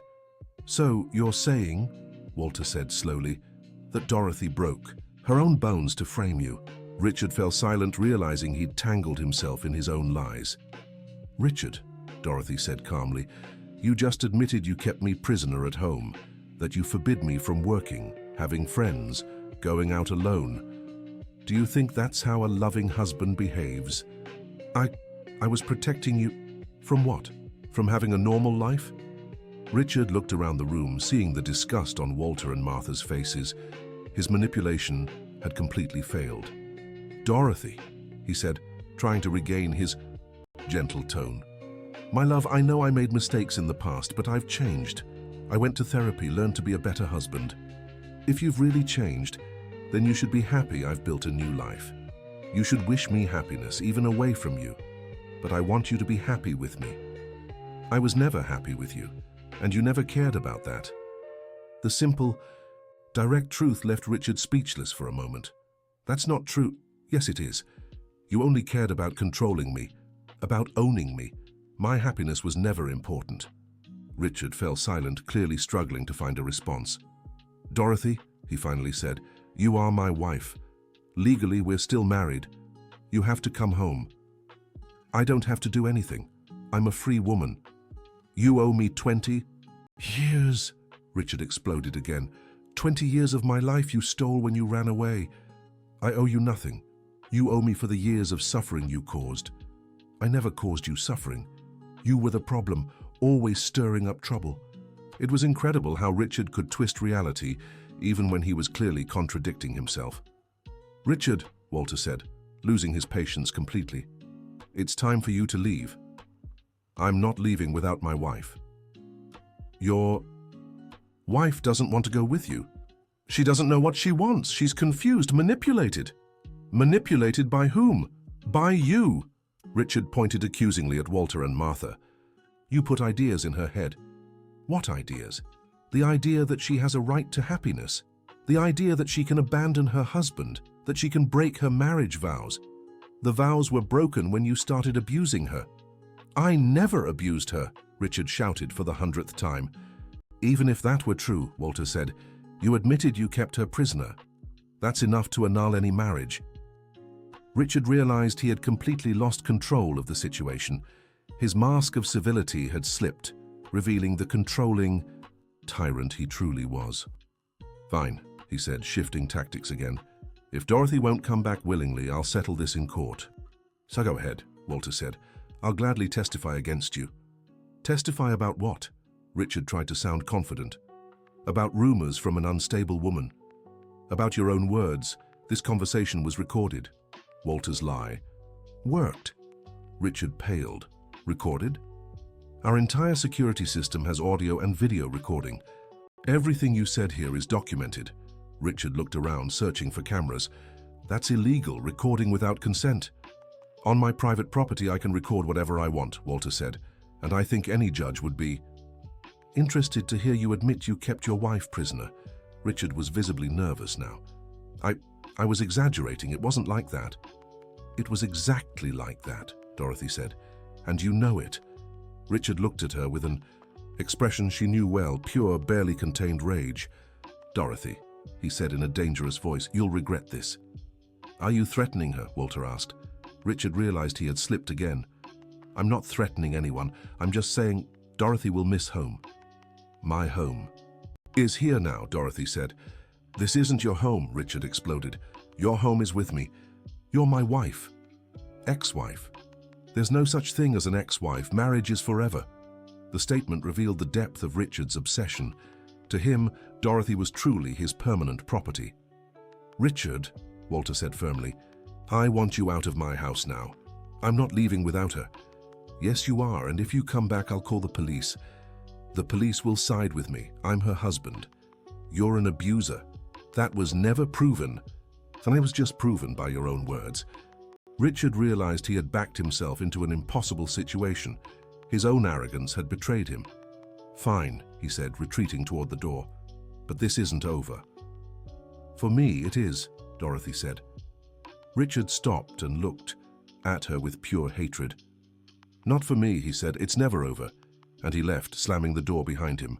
After Richard was gone, the silence in the room was heavy. Dorothy was trembling, not from fear, but from relief at finally facing her greatest terror. Dorothy, said Walter gently, I'm sorry for doubting you. No need to apologize. Richard was always convincing. Now I understand why. You hid for so many years. That man is truly dangerous. And obsessed, added Martha. 20 years searching for someone who clearly doesn't want to be found. He won't give up, said Dorothy. Richard never gives up. Then we'll have to prepare for that, said Walter. But one thing I can promise, You're not alone in this fight anymore. Dear listener, if you're enjoying the story, don't forget to like and especially subscribe to the channel. It helps us a lot as we're just starting out. Now continuing, in the following days the situation grew even more complicated. Richard hadn't given up, as Dorothy had predicted. On the contrary, he had escalated his actions. First, he hired a lawyer and filed a lawsuit for restitution of conjugal home, claiming Dorothy had abandoned their home without justification and was being held against her will by the Thompson family. The lawsuit was legally absurd, but Richard had the resources to drag it out and make everyone's lives difficult. Second, he started a smear campaign. He spread rumors around town that Dorothy was a con artist who had seduced the Thompson family, trying to steal their money. It's incredible how he twists everything, said Walter over breakfast, reading the gossip in the local papers. Richard has always been skilled at manipulating public opinion, replied Dorothy. That's how he got away with the accusations 20 years ago. Third, and most concerning, Richard had begun following Dorothy. Every time she left the Thompson house, he appeared. At the supermarket, the pharmacy, the church, always at a distance, but always visible. He's trying to intimidate me, Dorothy explained to Walter. It's a tactic he used during our marriage. He'd follow me so I knew I was being watched. That's harassment, we can report it. Technically, he's not doing anything illegal. He's just coincidentally showing up where I am. The situation was taking its emotional toll. Dorothy was struggling to sleep, always alert to any sound that might mean Richard had trespassed again. But there was one crucial difference. This time she wasn't alone. Walter and Martha stood firmly by her side, and that made all the difference. Dorothy, Martha said one morning, have you ever thought about suing Richard for all those years of abuse? I have, but it would be my word against his, and he has the means to hire the best lawyers. But now you have witnesses, and you have the recording of the conversation here at home. It was true. Richard's admission about keeping Dorothy prisoner had been captured by the security system. Besides, Walter added, you're not just a candy seller with no resources anymore. You have our family supporting you. The offer was generous, but Dorothy hesitated to accept. You've already done so much for me. I can't ask you to spend money fighting Richard. You're not asking. We're offering, Walter said firmly. Richard humiliated our family by using the Thompson name in his criminal schemes. Now he's attacking someone we consider family. It's personal. The word family moved Dorothy deeply. For 20 years, she hadn't felt like she belonged anywhere. Thank you so much, she said, tears in her eyes. I don't know how to repay such generosity. Repay us by being happy, said Martha. Repay us by living the life Richard tried to steal from you. Easier said than done. Richard had become a constant, threatening presence in her life once again. That afternoon, Dorothy decided to go out alone for the first time in a week. I wanted to go to the public library to research divorce laws and domestic violence. As expected, Richard showed up. He was sitting on a bench in the square in front of the library when she arrived. Dorothy hesitated. She could turn back home and avoid the confrontation, but that would mean remaining a prisoner of fear. She decided to walk into the library as usual. Richard followed her. Inside, Dorothy headed to the law section. Richard positioned himself at a nearby table, pretending to read a newspaper, but clearly watching her every move. It was exactly like 20 years ago. The constant feeling of being watched, judged, controlled.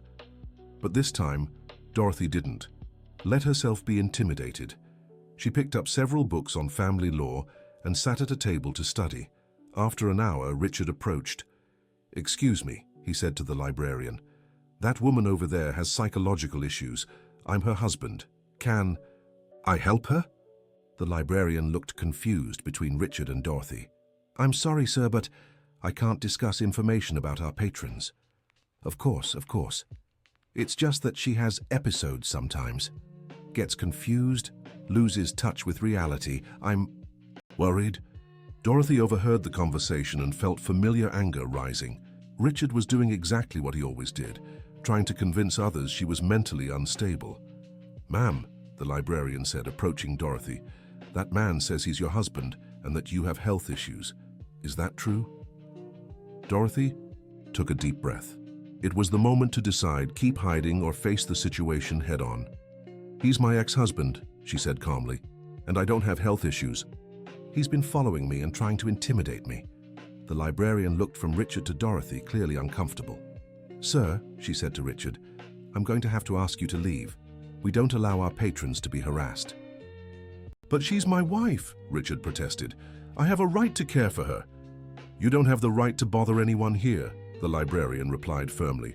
"Either leave voluntarily or I'll call security."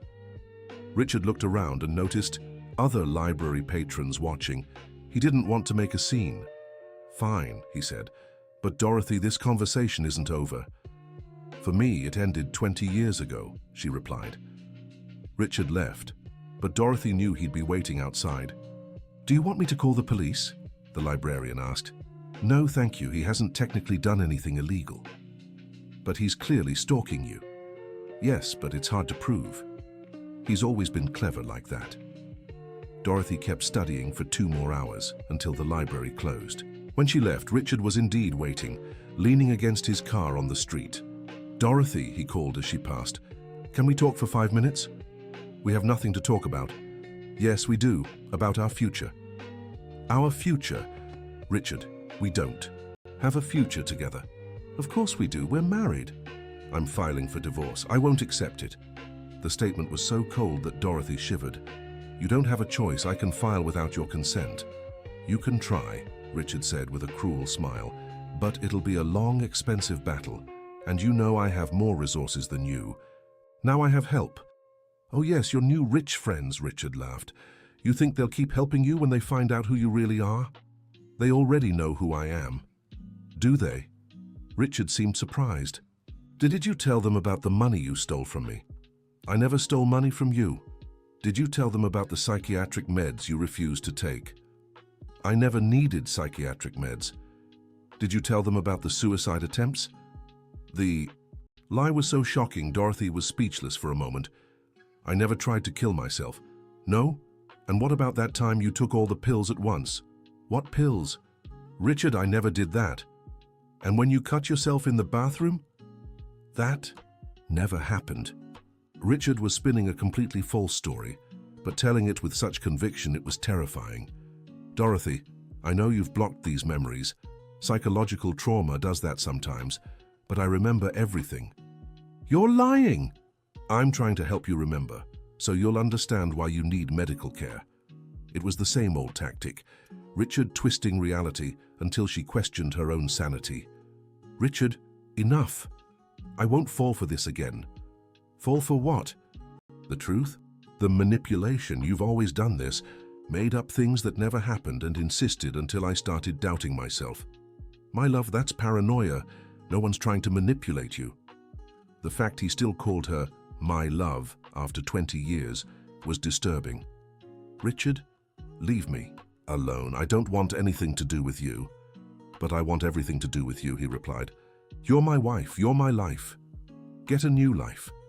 "I don't want a new life. I want our old one." "Our old life was hell." "For you, maybe. For me, it was perfect." The involuntary admission said a lot about Richard's mindset. To him, a life where he had total control over Dorothy really was perfect. "That's exactly why I'll never go back," Dorothy said. "Because for you to be happy, I had to be miserable." "That's not true. You were happy with me. You were just confused." "Richard, listen to me. I was unhappy every single day I spent with you, every day." "That's a lie. You loved me." "I was afraid of you." "That's not love." "Afraid?" Richard seemed genuinely surprised. "Of me, but I never hurt you." It was incredible how he could erase from his own memory all the abuse he'd committed. "Richard, you hit me regularly." "No, I didn't. That's your imagination." "You broke my rib." "You fell down the stairs." "You pushed me down the stairs." "That never happened." The systematic denial was even more frustrating than the abuse itself. Richard had rewritten history in his head to cast himself as the victim. "Fine, Richard," Dorothy said, tired of arguing. Believe what you want, but I'm not coming back to you. Yes, you will, he said confidently. When you get tired of this independence fantasy, you'll remember how good it felt to be taken care of. Taken care of? You call house arrest care? I call protection what it is, protection. Protection from what? The world. From people who want to use you, from yourself. To Richard, Dorothy truly was incapable of managing her own life. She needed a protector to make every decision for her. Richard, I'm leaving now and I don't want you following me. I'll follow you for the rest of my life if I have to, he said calmly. Until you understand, you belong to me. The explicit threat left no doubt about his intentions.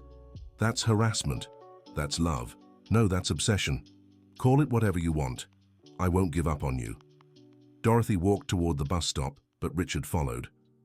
Where are you going? He asked. None of your business. Yes, it is. I'm your husband. Ex-husband.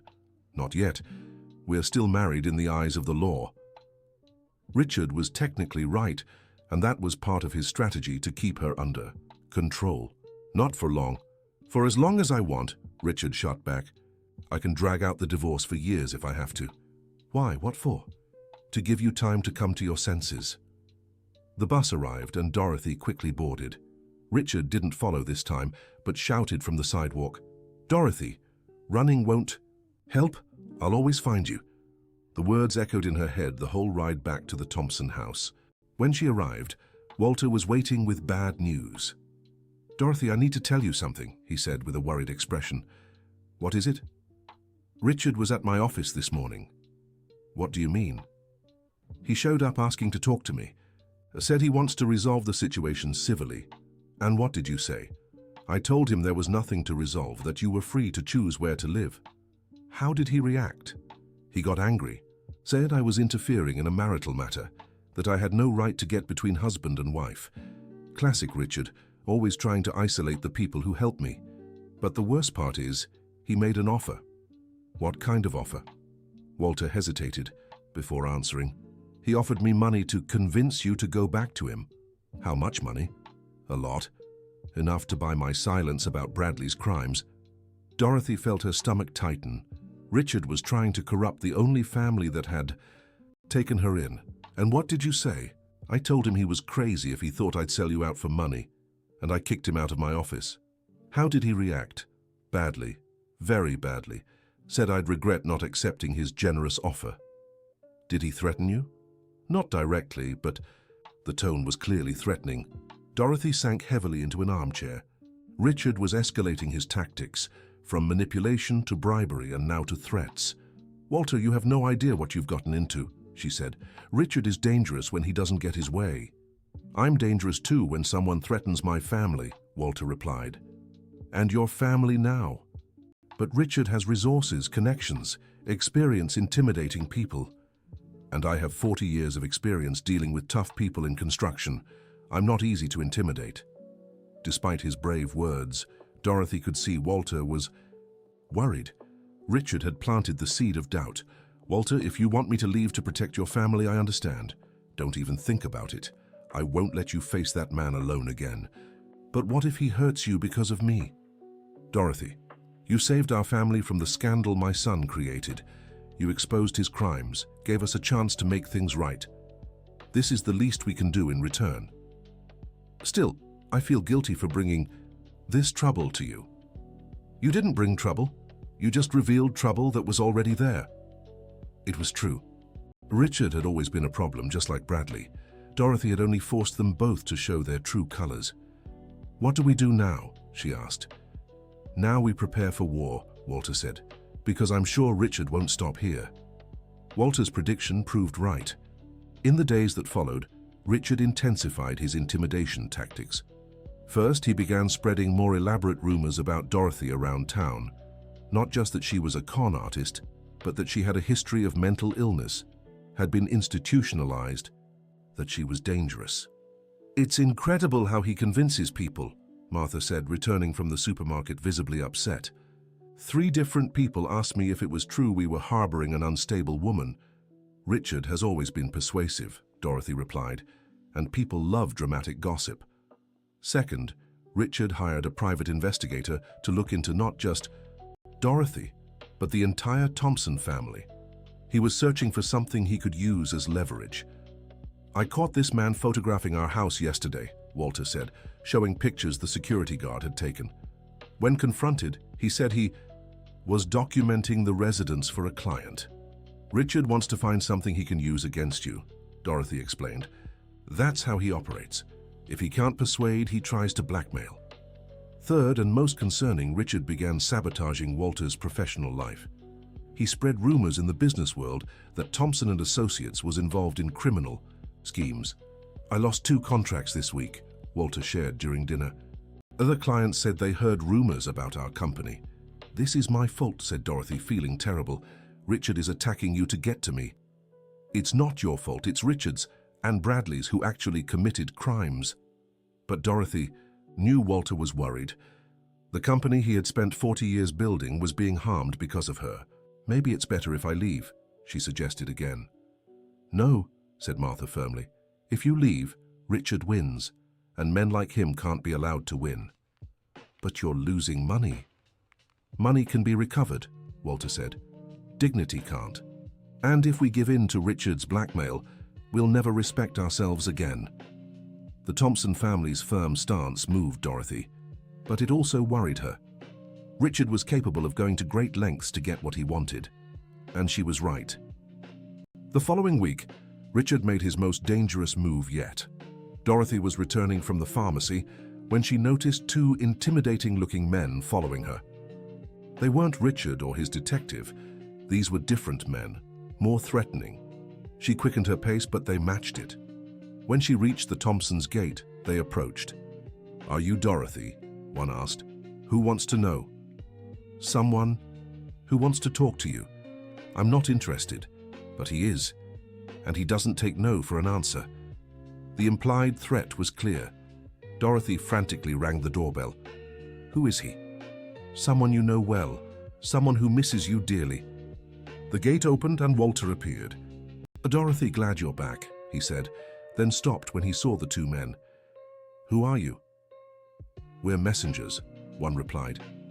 "We came to deliver a message for Mrs. Dorothy." "What message?" The man handed Dorothy an envelope. "Mr. Richard said if you don't come talk to him by tomorrow, he'll take more drastic measures." "What kind of measures?" Walter asked. "The kind no one likes," the man answered with a cold smile. The 2 walked away, leaving Dorothy and Walter shaken. "Who were those men?" Walter asked once they were inside. "I don't know, but Richard must have hired them to intimidate me. I'll call the police. They didn't technically do anything illegal, they just delivered a letter." Dorothy opened the envelope with trembling hands.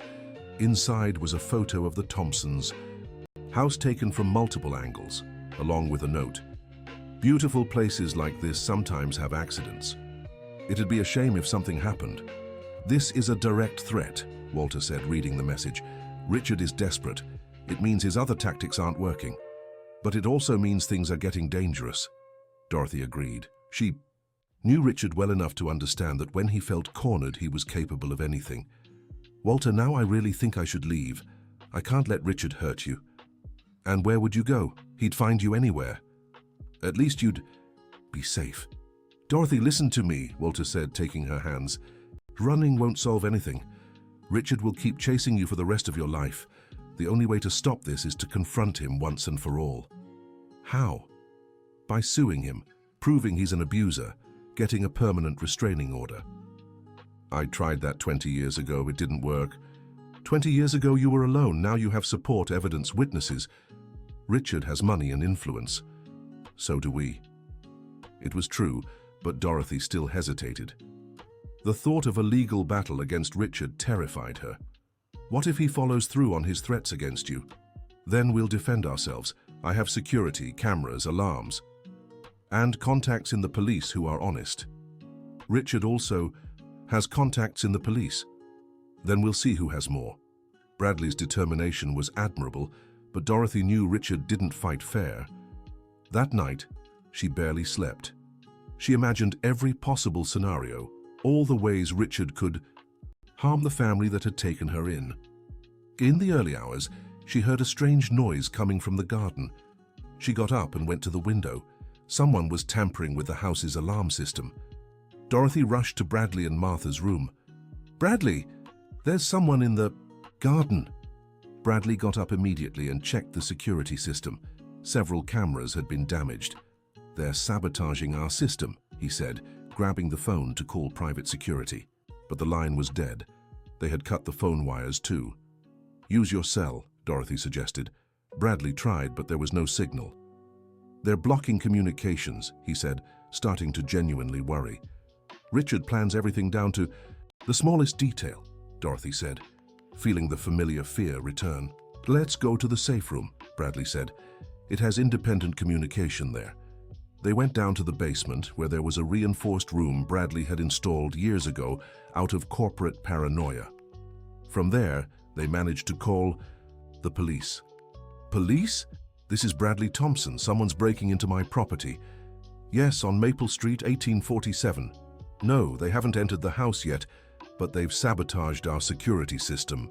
While Bradley spoke to the police, Dorothy and Martha heard the sound of breaking glass upstairs. "They're inside the house," Martha whispered. "Police! They just entered the house," Bradley said into the phone.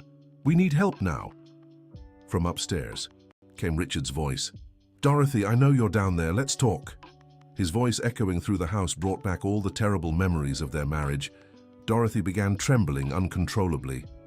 "It's okay," Martha whispered, holding her hand. "He can't get in here." "Richard always finds a way," Dorothy murmured. "Dorothy!" Richard shouted again. "Stop hiding. You know I always find you." It was exactly what he used to say when he searched for her after a fight. "Mr. Thompson!" Richard's voice called. "I know you're there too. Let's settle this like men." "I'm not coming out until the police arrive," Bradley said. "The police won't help you," Richard yelled. "Dorothy is my wife. I have the right to take her back." "Not on private property," Bradley shouted back. "Private property," Richard laughed. "You're keeping my wife against her will. That's kidnapping." Richard's ability to twist any situation in his favor was astounding. "Dorothy isn't here against her will," Bradley retorted. "Yes, she is. You've turned her against me." Footsteps echoed upstairs as Richard searched for them. "Dorothy," he shouted. "I know you can hear me. Come talk to me. Stop acting like a child." The condescending tone was the same as 20 years ago. "Dorothy, you're embarrassing me," Richard continued. "A married woman doesn't behave like this." "He really believes you still belong to him," Martha whispered, shocked. "To Richard, I always will," Dorothy replied. "Mr. Thompson," Richard shouted. "You seem like a reasonable man. Let's talk. We can settle this without involving the police." "The police are already on their way." Bradley yelled back. "Good, they'll side with me. I'm Dorothy's lawful husband. You broke into my house. I came to get my wife, who you're holding prisoner." It was incredible how Richard could still see himself as the victim, while committing a clear crime. "Dorothy," he shouted again, "last chance. Either you come talk to me or I'll have to be more persuasive." The veiled threat made Dorothy reach a decision. "I'm going upstairs to talk to him," she said. "No," Walter and Martha exclaimed at the same time. "If I don't, he'll tear your house apart looking for me." "Let him. It's just stuff." "I can't allow that." Dorothy headed for the safe room door, but Walter stopped her. "Dorothy, if you leave, he could hurt you. Or worse. Richard would never kill me. He wants me alive. But he could take you by force." It was true. If Richard got hold of her, he might try to take her away before the police arrived. "So what do we do?" Before anyone could answer, they heard sirens approaching. "The police are here," Walter said, relieved. But the relief was short-lived. They heard Richard shouting upstairs. "Police! Glad you're here. I came to get my wife. She's being held against her will." Through the safe room's intercom system, they could hear the conversation upstairs. "Sir, you broke into this property," said a police officer's voice. "I did no such thing. The door was open. I came in to look for my wife." "Where is your wife?" "Good question. The owners are hiding her from me." "Why?" "Because they've convinced her I'm a violent husband, pure fantasy." "Do you have documents proving you're married?" "Yes, I do." Dorothy heard Richard showing the officers the paperwork. "Here, officer, a valid marriage certificate. Dorothy Johnson has been my wife for 28 years. "And why would she be hiding from you?" "Because she has psychological..." Issues, paranoid episodes. She thinks I abuse her when all I do is take care of her. It was the same old story told with the same conviction. Do you have medical records proving these psychological issues? Yes, I do. Psychiatric reports, prescriptions for medication she refused to take. Dorothy heard the rustling of papers. These documents seem old, the officer noted. They're from 20 years ago when she ran away, but her condition hasn't changed. Where are the homeowners? Good question. They must be hiding with my wife. At that moment, Walter decided to go upstairs. I'll talk to the police, he said. No, it's dangerous, Dorothy protested. I need to tell our side of the story. Walter left the safe room and went upstairs. Dorothy and Martha could still hear the conversation through the intercom. Officer, I'm Walter Thompson, the owner of this house, Walter said. Mr. Thompson, where is this man's wife? She's here, yes, but not against her will. She's taking refuge here because he threatened her. Threatened? Richard feigned outrage. Officer, that's a lie. I've never threatened my wife. He broke into my house tonight, Walter said. Sabotaged our security, cut our phone lines, smashed our windows. I didn't sabotage anything, Richard protested. I found it like this when I arrived. Mr. Thompson, can you prove these accusations? The officer asked. I have security cameras that, oh no, they damaged the cameras. How convenient, Richard said sarcastically. Where is Mrs. Dorothy? The officer asked. I need to hear her. Side. She's in a secure part of the house. She's afraid of her ex-husband. Ex-husband? Richard waved the documents again. Officer, we never divorced. We're still married. Mr. Thompson, can you call her? I need to speak with her. Walter hesitated. He knew it was risky to expose Dorothy to Richard in front of the police, but he had no choice. Fine, but I want it on record that she's here of her own free will. Noted, the officer said. Walter returned to the safe room to get Dorothy. They want to talk to you, he said. I know. I heard everything. You don't have to go if you don't want to. I do. If not, they'll think I'm really being held against my will. Dorothy took a deep breath and prepared to face Richard again, this time in front of the police. When she reached the upper floor, she found two officers, Richard and Walter. Richard smiled when he saw her. Dorothy, my love, how are you? I'm fine, Richard, far away from you. Ma'am, said one of the officers, this gentleman says he's your husband and is concerned about your mental health. He's my ex-husband and I don't have mental health issues. Ex-husband? The officer showed the documents. But you're still legally married. Legally, yes. In practice, no. I've been separated from him for 20 years. Why? Because he constantly abused me. That's a lie, Richard exploded. Officer, she has hallucinations, persecution delusions. They're not delusions, Dorothy said calmly. I have scars to prove it. Scars she gave herself, Richard said. She has a history of self-harm. That's not true. The officer seemed confused by the conflicting stories. Ma'am, Mr. Richard has presented medical documents suggesting you had psychological issues. Fake documents or from doctors he paid off. They're legitimate documents, Richard protested, from respected professionals. Professionals who were his friends, Dorothy countered. Mrs. Dorothy, the officer said, would you like to return home with your husband? No, absolutely not. Why? Because he's violent, controlling and obsessive. Because I spent 20 years building a new life away from him.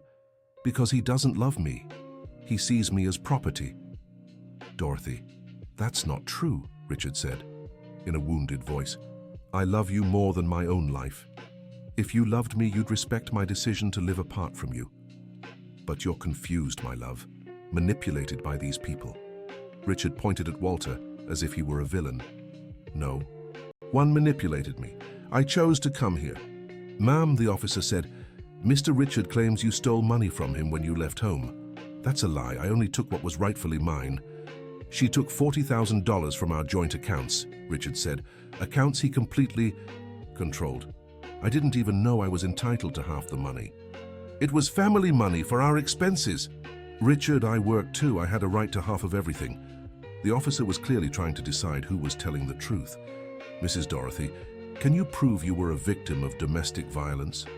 I can show the scars, And I have witnesses to the last incidents. What witnesses? The Thompson family saw Richard admit he kept me imprisoned at home. I never admitted that, Richard shouted. They're lying to protect her. We have a recording of the conversation, Walter said. Illegal recording, Richard shot back. Made without my consent. On private property I can record whatever I want, Walter said. The officer looked increasingly baffled by the situation. Look, he finally said, this is complicated. I'll have to take everyone to the station to file a full report. Great, Richard said. There, they'll see I'm right. No problem, Walter said. We have everything documented. But I want it clear, Dorothy said, that I'm going to the station of my own free will, not because Richard is forcing me. Understood, the officer said. At the station, things got even messier. Richard had prepared a full dossier with documents proving his version of events. Officer, Richard told the officer in charge, my wife suffers from severe psychological issues. Here are the medical reports, prescriptions, and hospitalization records. Dorothy looked at the documents in horror. They were elaborate forgeries, but very convincing. These documents are fake, she said. Can you prove that, ma'am? Asked the detective. I can try. But Richard had 20 years to prepare these forgeries. Forgeries? Richard looked offended. Detective, you can see her mental state. Paranoid, accusatory, distrustful of everything and everyone. Mrs. Dorothy, said the detective, Mr. Richard is requesting that you undergo a psychiatric evaluation. An evaluation done by whom? By doctors he chooses? By professionals appointed? By the state? And if I refuse? You have the right to refuse, but it will be taken into consideration. Dorothy realized she was being put in an impossible situation. If she accepted the evaluation, Richard could influence the doctors. If she refused, it would look like she was hiding something. Detective, said Walter, I'd like to present our version of events. Go ahead. Walter recounted the whole story, how he met Dorothy, how she revealed her true education, how they discovered Bradley's crimes, how Richard showed up making threats. And do you have proof of this? We have a recording of the threats Richard made in our home. Can I hear this recording? Walter called home and asked someone to bring the recording equipment. While they waited, Richard continued his smear campaign.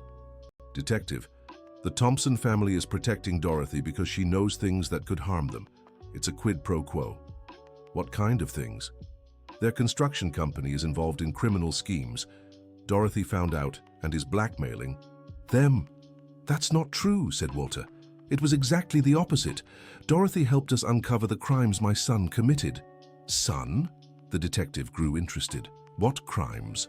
Walter had to explain the whole situation with Bradley, which further complicated the case. So, the detective summarized, Mrs. Dorothy discovered that Mr. Walter's son was committing crimes, reported it, and now her ex-husband has shown up trying to take her away. Exactly, said Walter.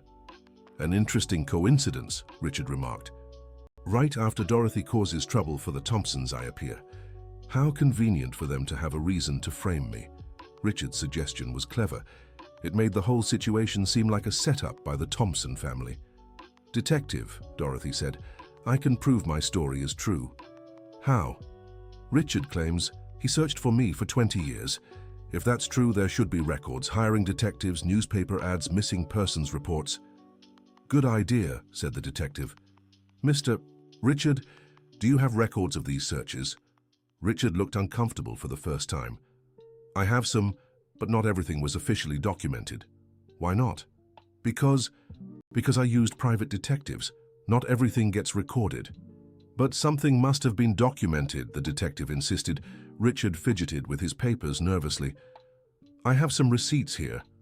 He showed a few documents that seemed hastily assembled. These receipts are from very recent dates, the detective noted, from the last 2 months. Yes, that's when I intensified the search. And the previous 19 years? Like I said, not everything was documented. For the first time, Richard's story was being questioned. Mr. Richard, the detective said, if you really searched for your wife for 20 years, how do you explain not filing a single missing persons report? Because she wasn't missing. She left voluntarily. Then why search for her if she left willingly? Richard was getting tangled in his own lies. Because I loved her. I wanted to bring her back. But if she left voluntarily, wouldn't it be more logical to accept her decision? Not when she was mentally ill. Can you prove she was mentally ill when she ran away? Richard showed the fake medical documents again. Officer, said Dorothy, I can prove these documents are fake by checking with the professional boards of the doctors who supposedly signed them. Good idea. We'll do that. Richard began to look visibly nervous. Officer, that'll take days. Meanwhile, my wife is still being kept away from me. Mr. Richard, your wife is here of her own free will. No one is stopping you from talking. I want to take her home. Only if she wants to go. She does, she's just being influenced. Mrs. Dorothy, said the officer, do you want to go home with your husband? No, absolutely not. Why? Because I'm afraid of him. Because he's hurt me in the past and I'm sure he'd do it again. That's a lie, shouted Richard. Then why did you keep her locked up at home? Asked the officer. I never... Richard stopped, realizing he'd admitted it in the recording. Mr. Richard, let's listen to that recording now. The recording arrived and was played at the station. Richard's voice admitting he kept Dorothy prisoner echoed through the room. She couldn't leave alone, she couldn't work, she couldn't talk to other men, it was for her own good. The officer looked at Richard with a stern expression. Mr. Richard, what we just heard constitutes unlawful imprisonment. I was protecting her. Protecting her from what? From outside influences, from people who wanted to take advantage of her. Mr. Richard, keeping someone against their will is a crime, no matter the reason. Richard realized he'd incriminated himself. Officer, that was 20 years. I know it's past the statute of limitations. Maybe, but it shows a pattern of controlling behavior. And what about tonight's trespassing? Asked Walter. Ah, yes, said the officer. Mr. Richard, did you trespass on Mr. Walter's property? The door was open. Did you damage the security system? It wasn't me. Then who was it? I don't know. Maybe burglars. I just took advantage of it being broken to go in and look for my wife. The explanation was clearly false. Mr. Richard, said the officer, I'll have to arrest you for trespassing.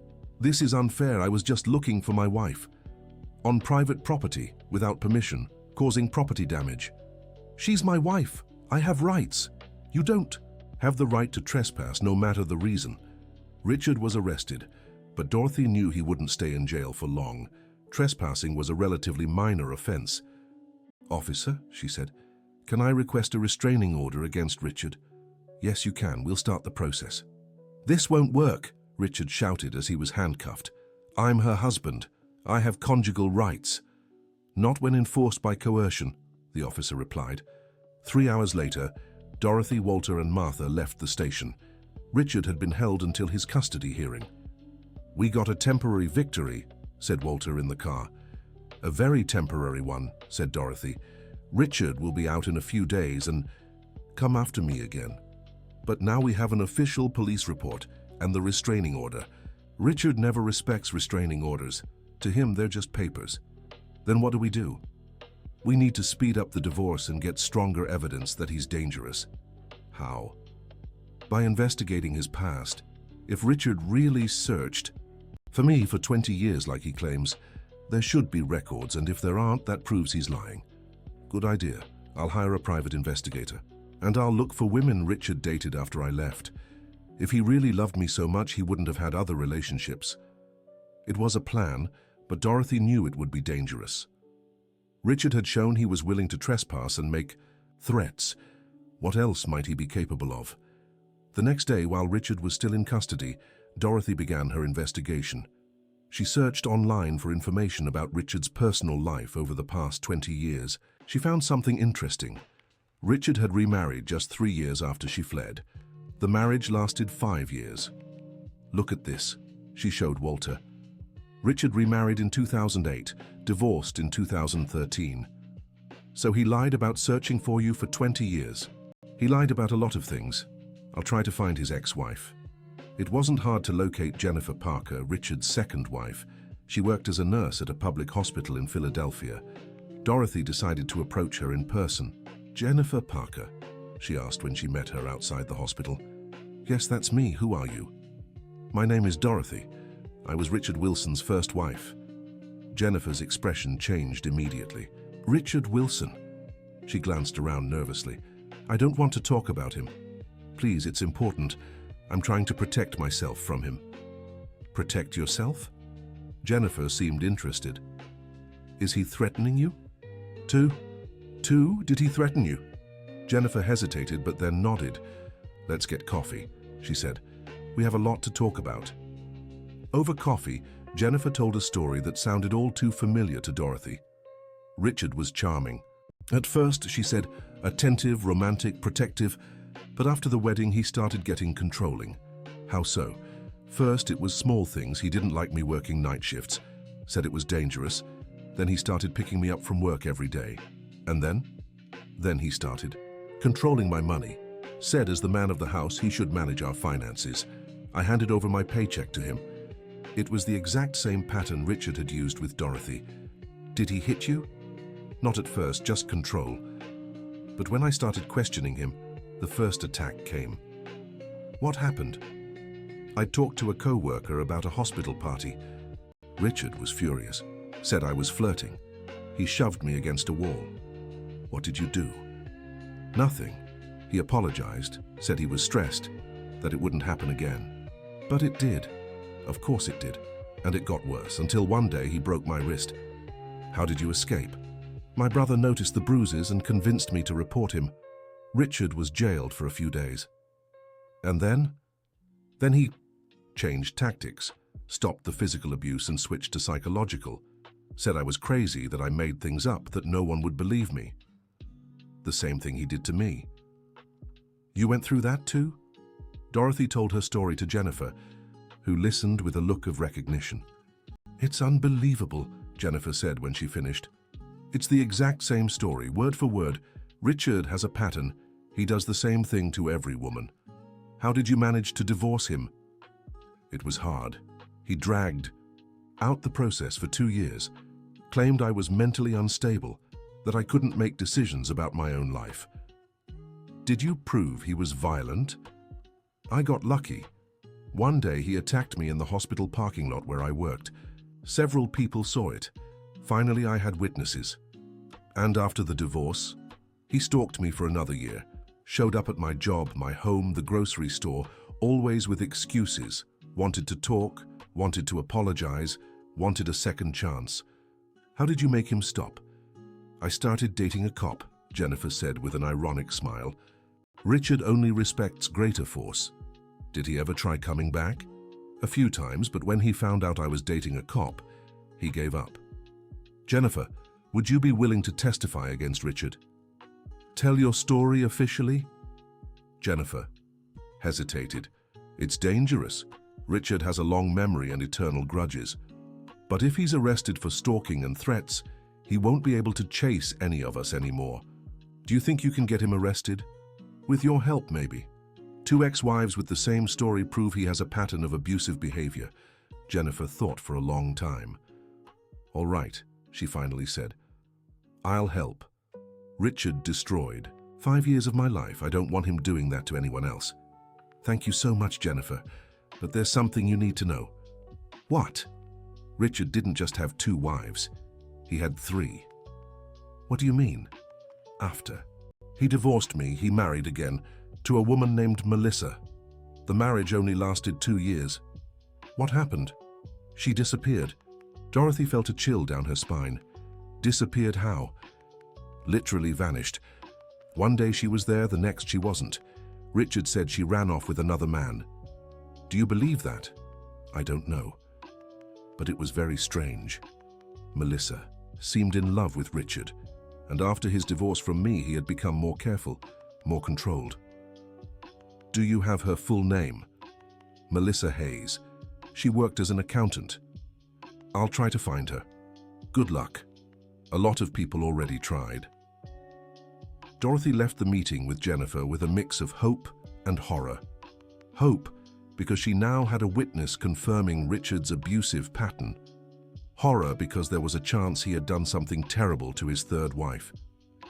That afternoon, she told Walter everything. 3 marriages, 3 patterns of abuse, Walter said. That's no coincidence. And a missing wife. Do you think Richard could have I don't know, but I need to find out. What happened to Melissa? I'll help.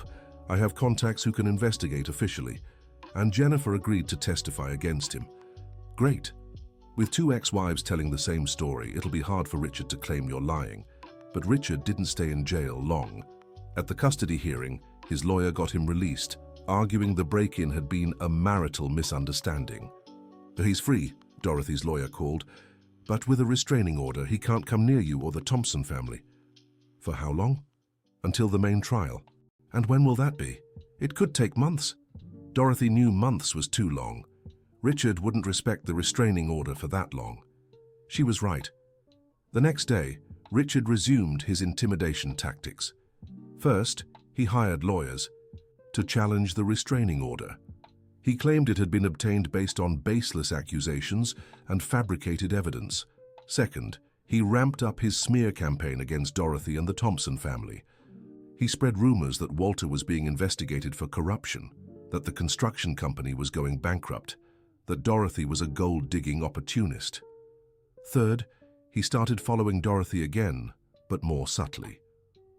Always keeping the legal distance required by the restraining order, but always visible. He's testing the limits, Dorothy explained to Walter. Richard always does this, sees how far he can go without technically getting arrested. But it's still harassment. Yes, but it's hard to prove. He stays just within the legal distance, never speaks to me directly, never makes explicit threats. What about the investigation into the third wife? I found something worrying. Dorothy showed the document she'd obtained about Melissa Hayes. She really disappeared 5 years ago, never seen again. Never used her ID, never withdrew money, never contacted her family. Did the police investigate? They did, but closed the case after 6 months, said there was no evidence of a crime. Was Richard a suspect? Briefly, but he had an alibi for the night she disappeared. He was on a business trip, in another city. A real alibi, apparently, but what? I found something strange. Richard sold the house he lived in with Melissa just 2 weeks after her disappearance. That's suspicious. Very suspicious. Who sells their missing wife's house so quickly? Someone who knows she won't be coming back. Exactly what I thought.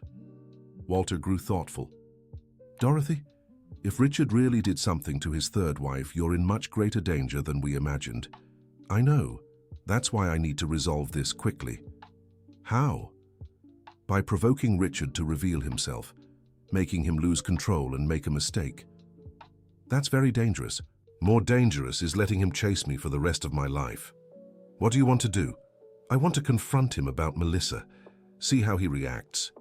Dorothy, this could be suicide, or it could be the way to put him away for good. Walter didn't like the idea, but he understood her logic.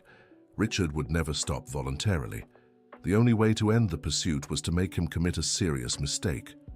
If you're going to do this, at least let me be nearby. Deal. They planned the confrontation carefully.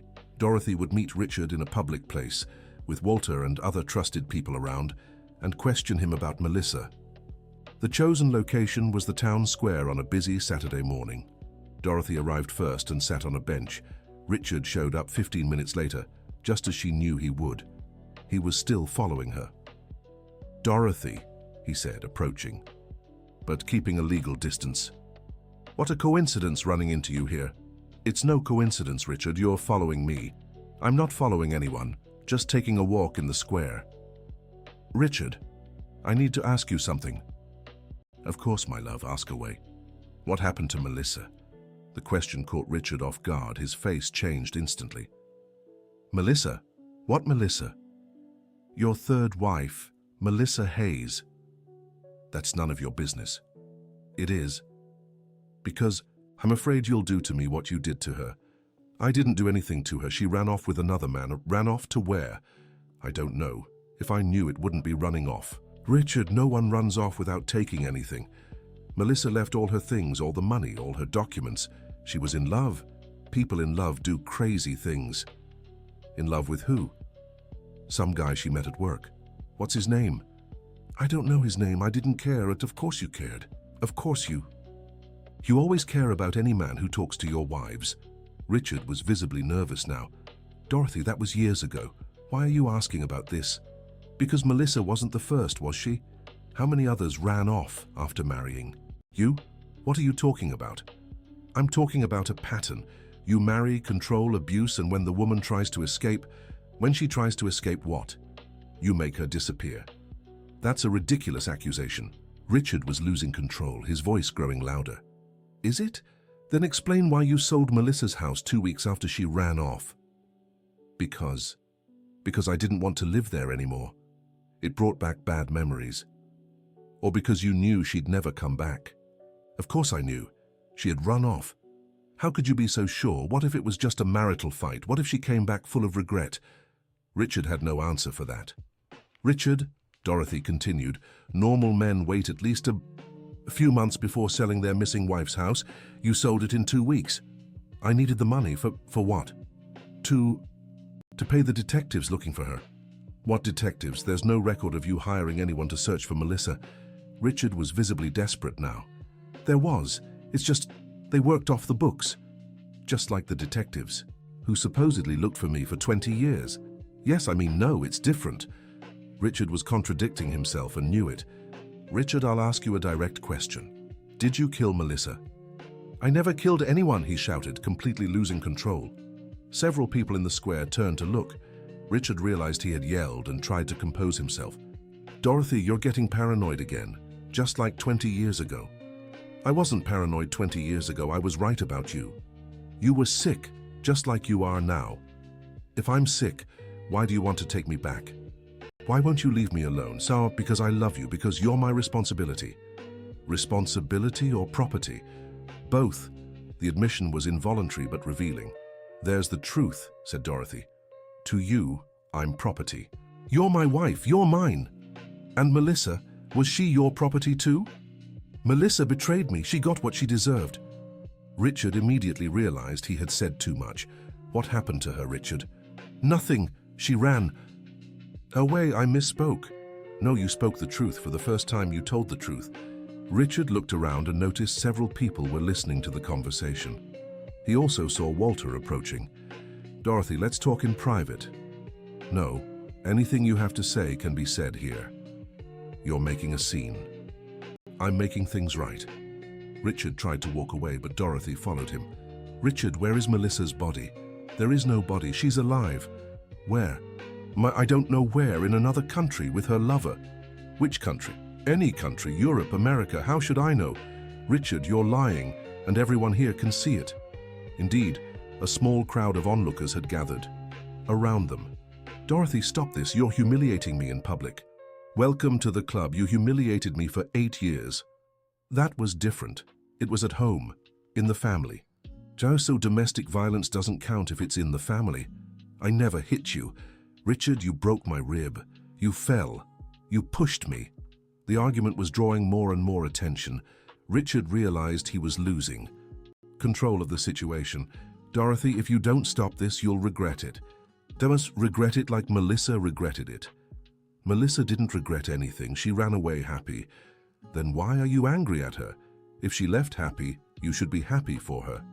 I am happy for her. Liar. You said she got what she deserved. Happy people don't deserve bad things. Richard was completely cornered now. Dorothy, you're twisting my words.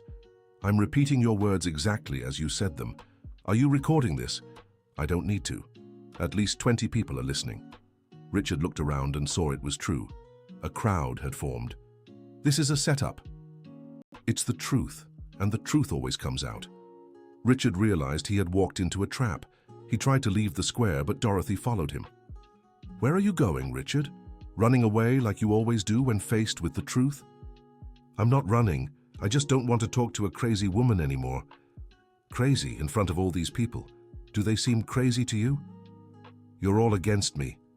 Or we all see you for who you really are. Richard stopped walking and turned to Dorothy with pure hatred in his eyes. Dorothy, you don't know who you're messing with. Oh, I do. I'm messing with a violent man who probably killed his third wife and now wants to kill me too. I never said I want to kill you. You don't have to say it. I say it all. Richard realized dozens of people were studying him. His reputation in town was being destroyed in real time. "You don't know anything," he shouted at the crowd. "This woman is mentally ill. He made up a wild story to frame me." "Made up?" Dorothy turned to the crowd. "Does anyone here think I made anything up?" Several people shook, their heads no. The conversation had been public. Everyone had heard Richard contradict himself multiple times. "Richard," said Dorothy, "your mask has fallen. Everyone can see who you really are. I'll sue all of you for defamation." Defamation is when you tell lies. We only told the truth. Richard was desperate now. His manipulation strategy had completely failed. "Dorothy, this isn't over." "Is that a threat?" "It's a promise." The explicit threat in front of so many witnesses was Richard's final mistake. "Everyone," Dorothy said to the crowd, "you heard it. Richard just publicly threatened me." Several people nodded in agreement. "I'm calling the police," someone said. "No," Richard shouted. "This is a setup.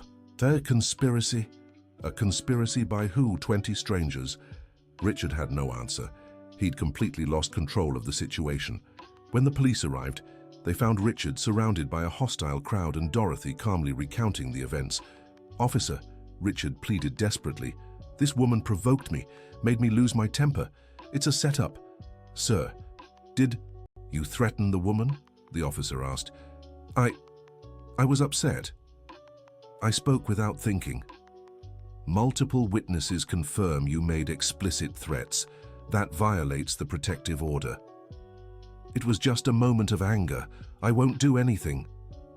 "Sir, I'll have to arrest you for violating the protective order and making threats." Richard was arrested again, this time with dozens of witnesses confirming his threats. "Dorothy!" he yelled as he was taken away. "You'll pay. For this, you'll pay dearly." The continued threats only made his situation worse.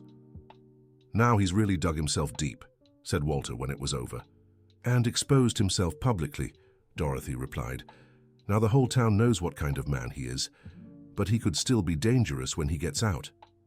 That's why we'll speed up the process. With all these witnesses and evidence, we can secure a serious conviction." In the following days, Richard's story spread through the town.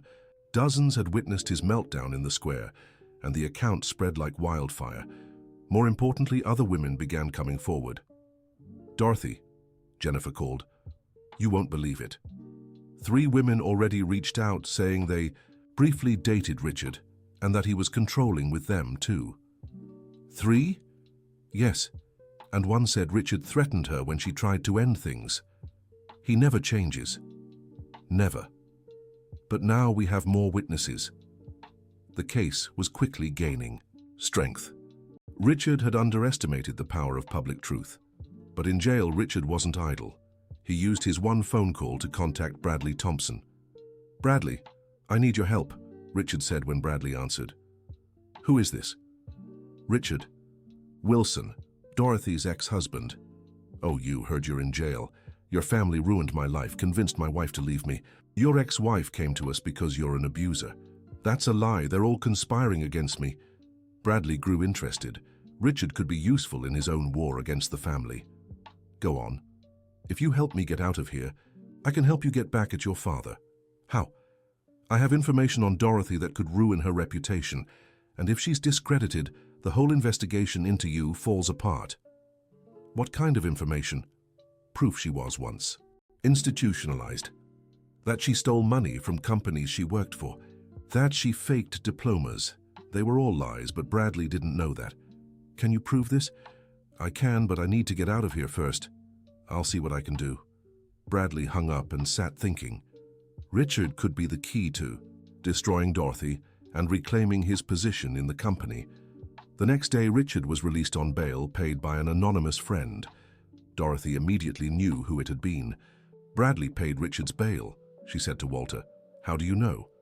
"Because now they're allies, 2 desperate men joining forces against us. That makes them more dangerous. Or more desperate.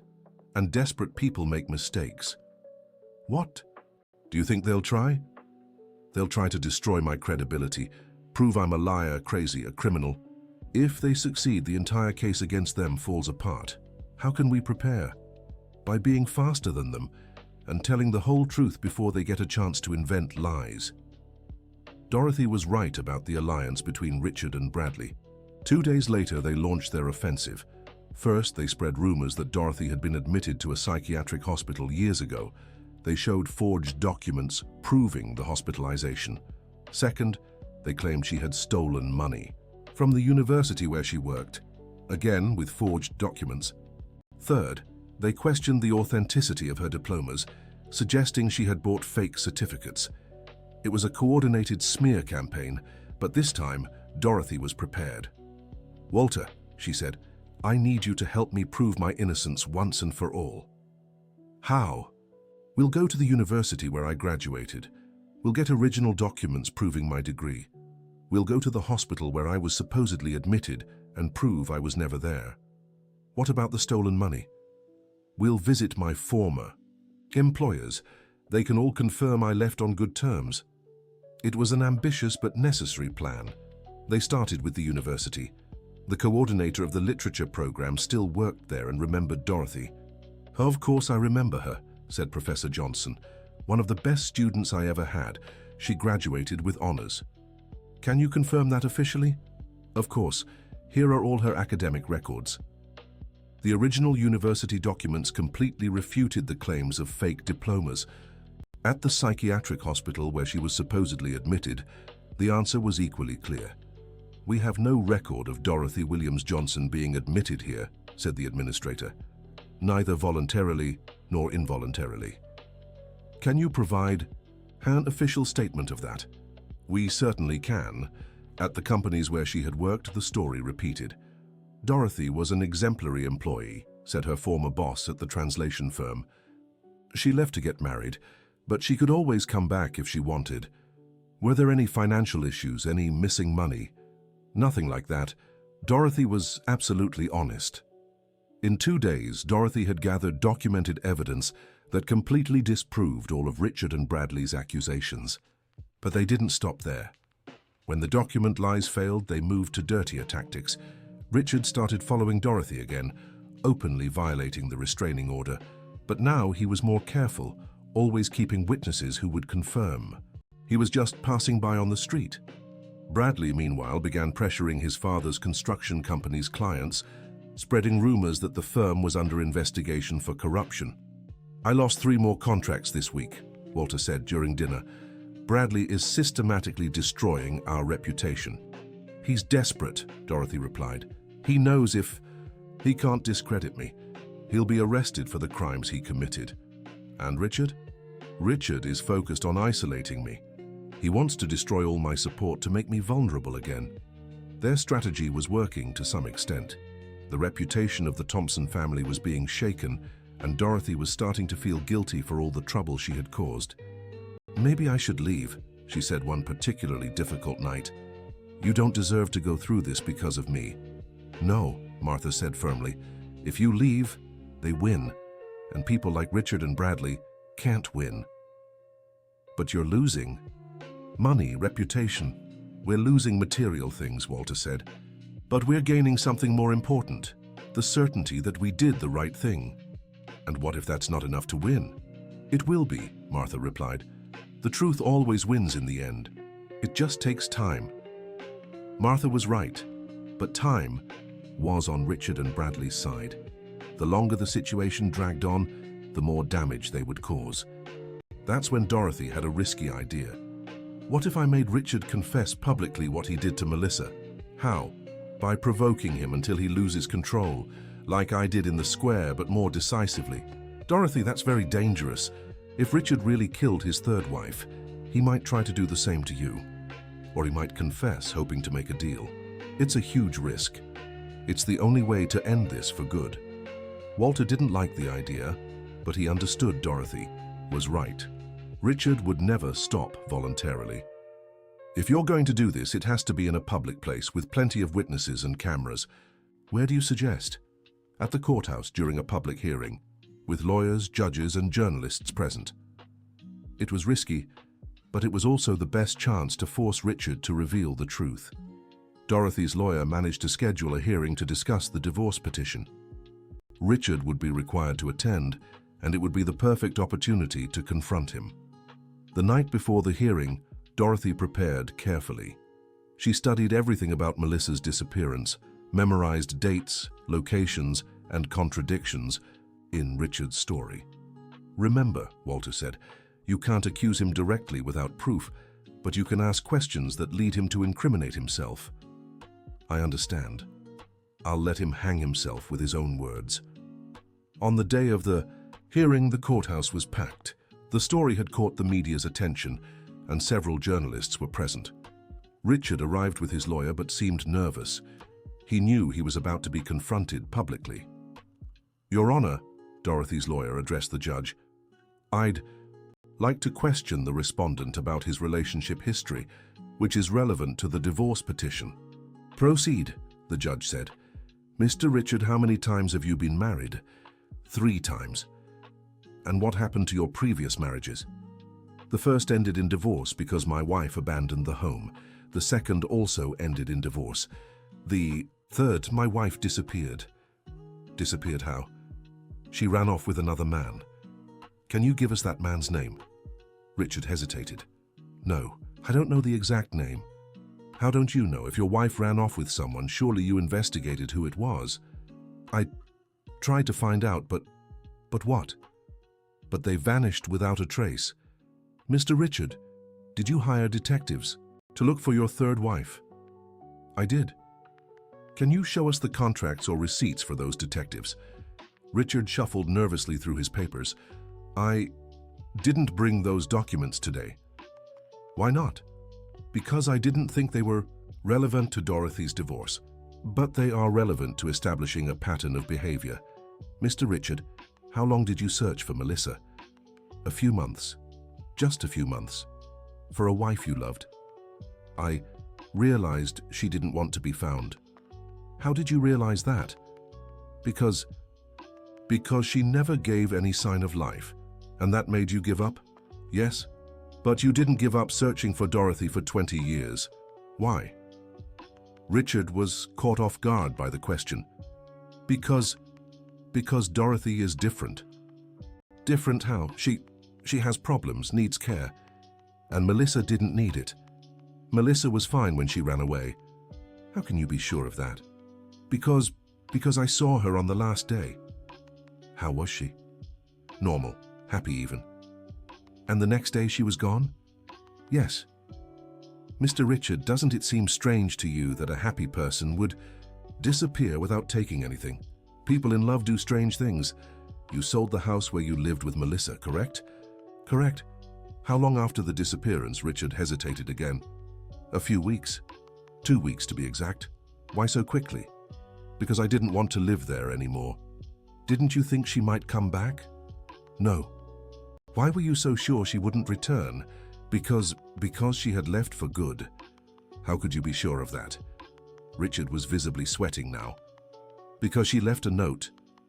"Oh, there was a note? You didn't mention that before." "I forgot. Can you tell us what the note said?" "It said that she was leaving forever, that she didn't want anything to do with me anymore." "Do you still have that note?" "No, I threw it away." Why?" "Because it hurt me to read it." "Mr. Richard, did you give this note to the police when you reported her missing?" I don't remember." "How can you not remember? It's an important detail. I was very upset at the time." "Mr. Richard, did you report Melissa's disappearance to the police?" The question caught Richard completely off guard. Of course I did." "When?" "Right after I realized she was gone." "How many days after?" "A few days." "A few days? Your wife disappears and you wait a few days to call the police?" "I thought she'd come back." "But you just said you were sure she had left for good." Richard realized he had contradicted himself. I was confused at the time." "Mr. Richard, I'll ask you directly. Did you kill Melissa?" "Objection," shouted Richard's lawyer. "Has speculative question?" "Sustained," said the judge. "Rephrase the question." "Mr. Richard, where is Melissa now?" "I don't know. Somewhere with her boyfriend." "What boyfriend? You said you didn't know his name." I don't know his name, but I know he existed. How do you know? Because she was acting strangely in the last few weeks. Strangely how? Happier, more independent. And that bothered you? Of course it bothered me. She was my wife. Mr. Richard, did you hit Melissa when she acted too independent? Objection. Overruled. Answer. I never hit Melissa. But you hit your other wives? That's already been discussed. Dorothy has memory problems. And Jennifer, your second wife? Does she also have memory problems? Richard paled. He didn't expect Jennifer to be mentioned. Jennifer was different. Different how? She made things up to hurt me. What kind of things? Claimed I hit her. And did you? Sometimes I lost my temper. And you hit her? It was just a few isolated incidents. Mr. Richard, if you admit you hit Jennifer, why deny hitting Dorothy? Richard realized he had incriminated himself. Dorothy was different. I was younger with Jennifer, more impulsive. And with Melissa, were you also impulsive? No, with Melissa I never... Richard stopped abruptly. Never what? Never had any problems. Then why did she run away? Because she fell in love with someone else. Mr. Richard, did you get angry when you found out Melissa was in love with someone else? Any man would. Angry enough to hit her. I didn't hit Melissa. But you hit your other wives when you got angry. That was different. Why was it different? Richard was desperate now, contradicting himself with every answer. Because Melissa didn't provoke me like the others. Oh, so the others provoked the attacks. No. I mean, they knew certain things upset me. And Melissa? Didn't she know? Melissa was smarter. She avoided upsetting me. Until when? Until when what? Until when did she stop avoiding upsetting you? Richard realized he was being led into a trap. She never upset me, but she ran away anyway. Because she fell in love. Mr. Richard, did you kill Melissa in a fit of rage when you found out she wanted to leave you? Objection. Overruled. Answer. I never killed anyone. Where is Melissa's body? There is no body. She's alive. Where? I don't know where. Mr. Richard, are you lying to this court? I'm not lying. Then prove Melissa is alive. How can I prove it? She doesn't want contact. Mr. Richard, in 5 years, Melissa never contacted her family, never used her documents, never withdrew money. That's not the behavior of someone who ran away. It's the behavior of someone who's dead. Objection. Speculation. Sustained. But the questioning raises valid points. Richard was visibly panicking now. Mr. Richard, continued Dorothy's lawyer, do you know where Melissa's body is? There is no body. Where did you hide it? Objection. Sustained. Mr. Richard, are you going to kill Dorothy like you killed Melissa? Objection. Before the judge could respond, Richard exploded. I didn't kill Melissa. It was an accident. She fell. I didn't want her to die. The courtroom fell completely silent. Richard had confessed without realizing it. Mr. Richard, said the lawyer calmly, you just said Melissa died. Richard realized what he'd done and tried to backtrack. No, sir, I said if she had died, it would have been an accident. That's not what you said. You said I didn't want her to die. That implies she actually died. I misspoke. Mr. Richard, where is Melissa's body? Richard was desperate now. I don't know. She ran away. She's alive. But you just said she died in an accident. I didn't say that. Your Honor, I request the recording be played. The recording was played, and Richard's confession echoed through the courtroom. I didn't kill Melissa. It was an accident. She fell. I didn't want her to die. Mr. Richard, said the judge, I must detain you for investigation. Into Melissa Hayes' death. No, this is a setup. They made me say that. No one forced you to speak. You confessed voluntarily. Richard was handcuffed as he shouted protests. His confession had been heard by dozens, including reporters. Dorothy, he yelled as he was taken away. You destroyed me, but I'll destroy you too.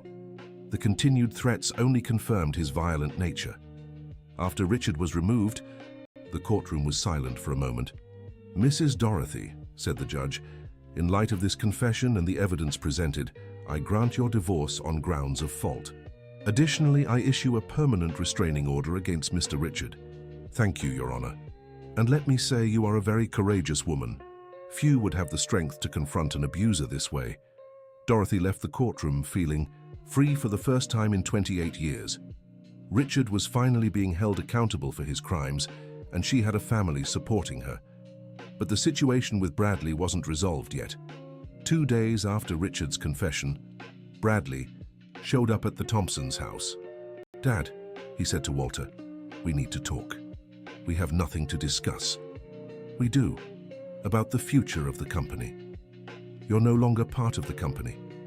But I'm part of the family, and the company is family property." Walter sighed and let Bradley in. "What do you want?" "I want to come back. Admit my mistakes, fix what I did wrong, rebuild our reputation. You committed crimes, Bradley. These aren't just mistakes. They were errors in judgment, excessive ambition, but I can make it right." "How?" "By compensating all the victims of the illegal demolitions, publicly apologizing, cooperating with any investigation." The proposal surprised Walter. "Why this sudden change?" "Because I realized I was losing everything that truly matters. Family, the company, my reputation." "And Richard? Weren't you allies?" "Richard was a desperate man. So was I. Desperate people make bad choices." Bradley seemed genuinely remorseful, but Walter was cautious. "Bradley, you hurt a lot of people. It's not just about apologizing." "I know. That's why I want to do more than apologize. I want to financially compensate every victim. That'll cost millions." "We have millions, and if we don't, I'll sell my personal assets." "Why would you do that?" "Because it's the right thing to do, and because I want to earn back the family's respect." Walter grew thoughtful. Bradley's offer was tempting, but he didn't trust his son's motives. "I'll need to discuss this with Dorothy." "Why Dorothy?" "Because she was the primary victim of your crimes. If we're going to accept your proposal, she has to agree." Bradley didn't like the answer but nodded. "Fine, but I hope she's reasonable." When Walter told Dorothy about the proposal, she was skeptical. Bradley never does anything without self-interest. What does he really want? Maybe he truly regrets it. Or maybe he's desperate because he knows he'll be arrested if he doesn't make a deal. Possibly. But if he really compensates all the victims, it would be a victory for justice, Dorothy agreed.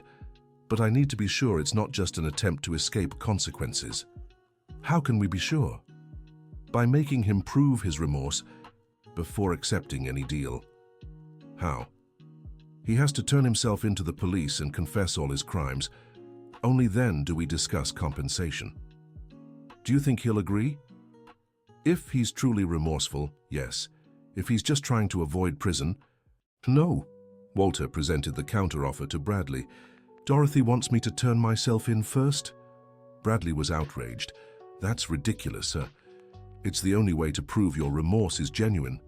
"Dad, if I turn myself in, I could go to prison. I could lose everything." "You've already lost everything, Bradley. Your reputation, our trust, your future in the company. The only thing you can regain is our family. But only if you prove you've really changed." Bradley fell silent for a long time. "What if I turn myself in and still can't come back to the company? Then at least you'll have done the right thing, and you can rebuild your life with dignity." "I need to think." "Don't take too long. The police are investigating either way. It's better to surrender voluntarily." Bradley left the house without a definitive answer. 3 days later, he showed up at the police station with a lawyer. "I'm here to confess my involvement in an illegal demolition scheme," he told the detective. Bradley's voluntary confession marked the end of the first phase of the process. With Richard imprisoned for homicide and Bradley admitting his crimes, justice was finally being served. But for Dorothy, the most important thing wasn't the arrests or confessions. It was the sense of freedom she felt for the first time in decades. During the victim compensation process, Dorothy insisted her own money be used to help other women who were victims of domestic violence. "I want to create a support fund," she told Walter, "for women who need to escape violent husbands but don't have the resources." "It's a wonderful idea. I want it to be something permanent, so other women won't have to hide for 20 years like I did." "We'll make it happen," promised Walter. The Thompson family will fully support it, and they did. The fund created by Dorothy helped dozens of women in the following years, providing resources for escape, legal support, and rebuilding their lives. As for Bradley, he kept his promise. He compensated all the victims, fully cooperated with the investigations, and received only a reduced sentence for collaborating with the authorities. "Thank you for giving me a second chance," he said to Dorothy when he was released from prison 2 years later. "Everyone deserves a second chance," she replied, "but only one. Don't waste yours." "I won't." Bradley didn't waste it. He worked hard to rebuild his reputation, dedicated himself to social projects, and slowly regained his family's trust. Richard, on the other hand, was sentenced to 25 years in prison for Melissa's murder. Her body was found where he confessed to hiding it, confirming every detail of his admission. "He'll never bother me again," Dorothy said when she heard the sentence.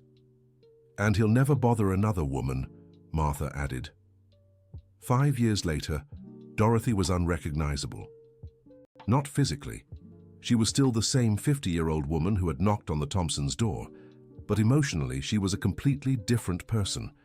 She had resumed her career as a translator, working with Walter's Reformed Construction Company and other businesses in the city.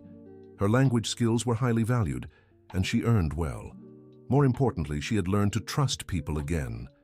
The Thompson family had truly become her family, and she made new friends among the people she helped through the fund. "Dorothy," Walter said one Sunday afternoon as the whole family gathered for lunch, "can I ask you something?" "Of course." "Do you regret revealing who you really were, confronting Bradley that day in court?" Dorothy thought for a moment. "No," she finally said. "It was terrifying at the time, and it caused a lot of trouble, but it was the right decision."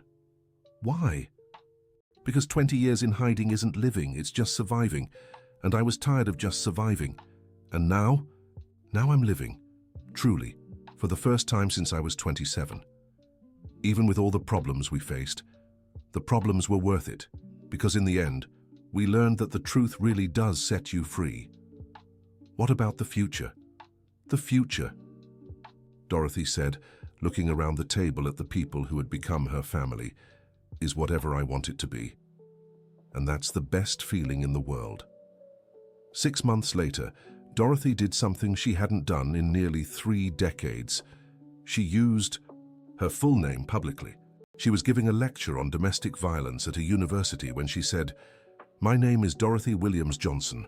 For 20 years, I hid behind a false identity because I was afraid.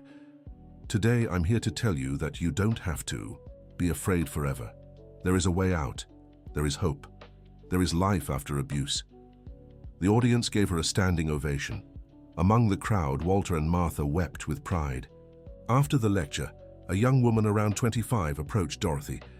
"Mrs. Dorothy," she said in a trembling voice, "my husband hits me. I don't know what to do." Dorothy took the young woman's hands. "You've already taken the first step," she said gently. "You've admitted there's a problem. Now we'll solve it together," and they did. With the help of the fund Dorothy had created, the young woman divorced and rebuilt her life. She was just one of many women Dorothy helped in the years that followed. Every life saved was a victory against men like Richard, proof that courage can overcome fear. 10 years after the day Bradley mocked her in court, Dorothy was sitting on the porch of the house she had bought, her first home since fleeing Richard. It was a simple house, but it was hers, purchased with money she had earned honestly, using skills she had spent 20 years hiding. The phone rang. It was a reporter wanting to interview her about the 10th anniversary of the Thompson case, as it had come to be known. "Mrs. Dorothy, what would you say to women going through what you went through?" "I'd say no matter how long you've been suffering, no matter how powerful the abuser may seem, no matter how impossible the situation appears, there's always a way out. There are always people willing to help. There's always hope. And for the abusers, to them I'd say their victims are stronger than they imagine, and sooner or later the truth always comes out." "Do you have any final message?" Dorothy glanced at the photo on the table beside her A picture of her with the Thompson family last Christmas, all smiling. "Yes, I do," she said. "It's never too late to start over. It's never too late to be who you truly are. And it's never too late to be happy." When she hung up, Dorothy smiled. At 60 years old, she was finally who she was always meant to be, a free, respected, loved woman, and above all, happy. The candy seller was gone forever. In her place stood Dorothy Williams Johnson, translator, speaker, women's rights activist, and proud member of the Thompson family. And when she lay down that night for the first time in nearly 40 years, she wasn't afraid of waking up the next day. Because finally, after so much suffering, so much struggle, so much courage, Dorothy was home. End of story. Now, tell us what you thought of the story and where you're watching from. If you have something to share, leave us an honest comment. Do you think Dorothy made the right choice by confronting her abusers? We'd love to hear your thoughts. Thank you so much for being here. Don't forget to like and, most importantly, subscribe so you don't miss other inspiring stories.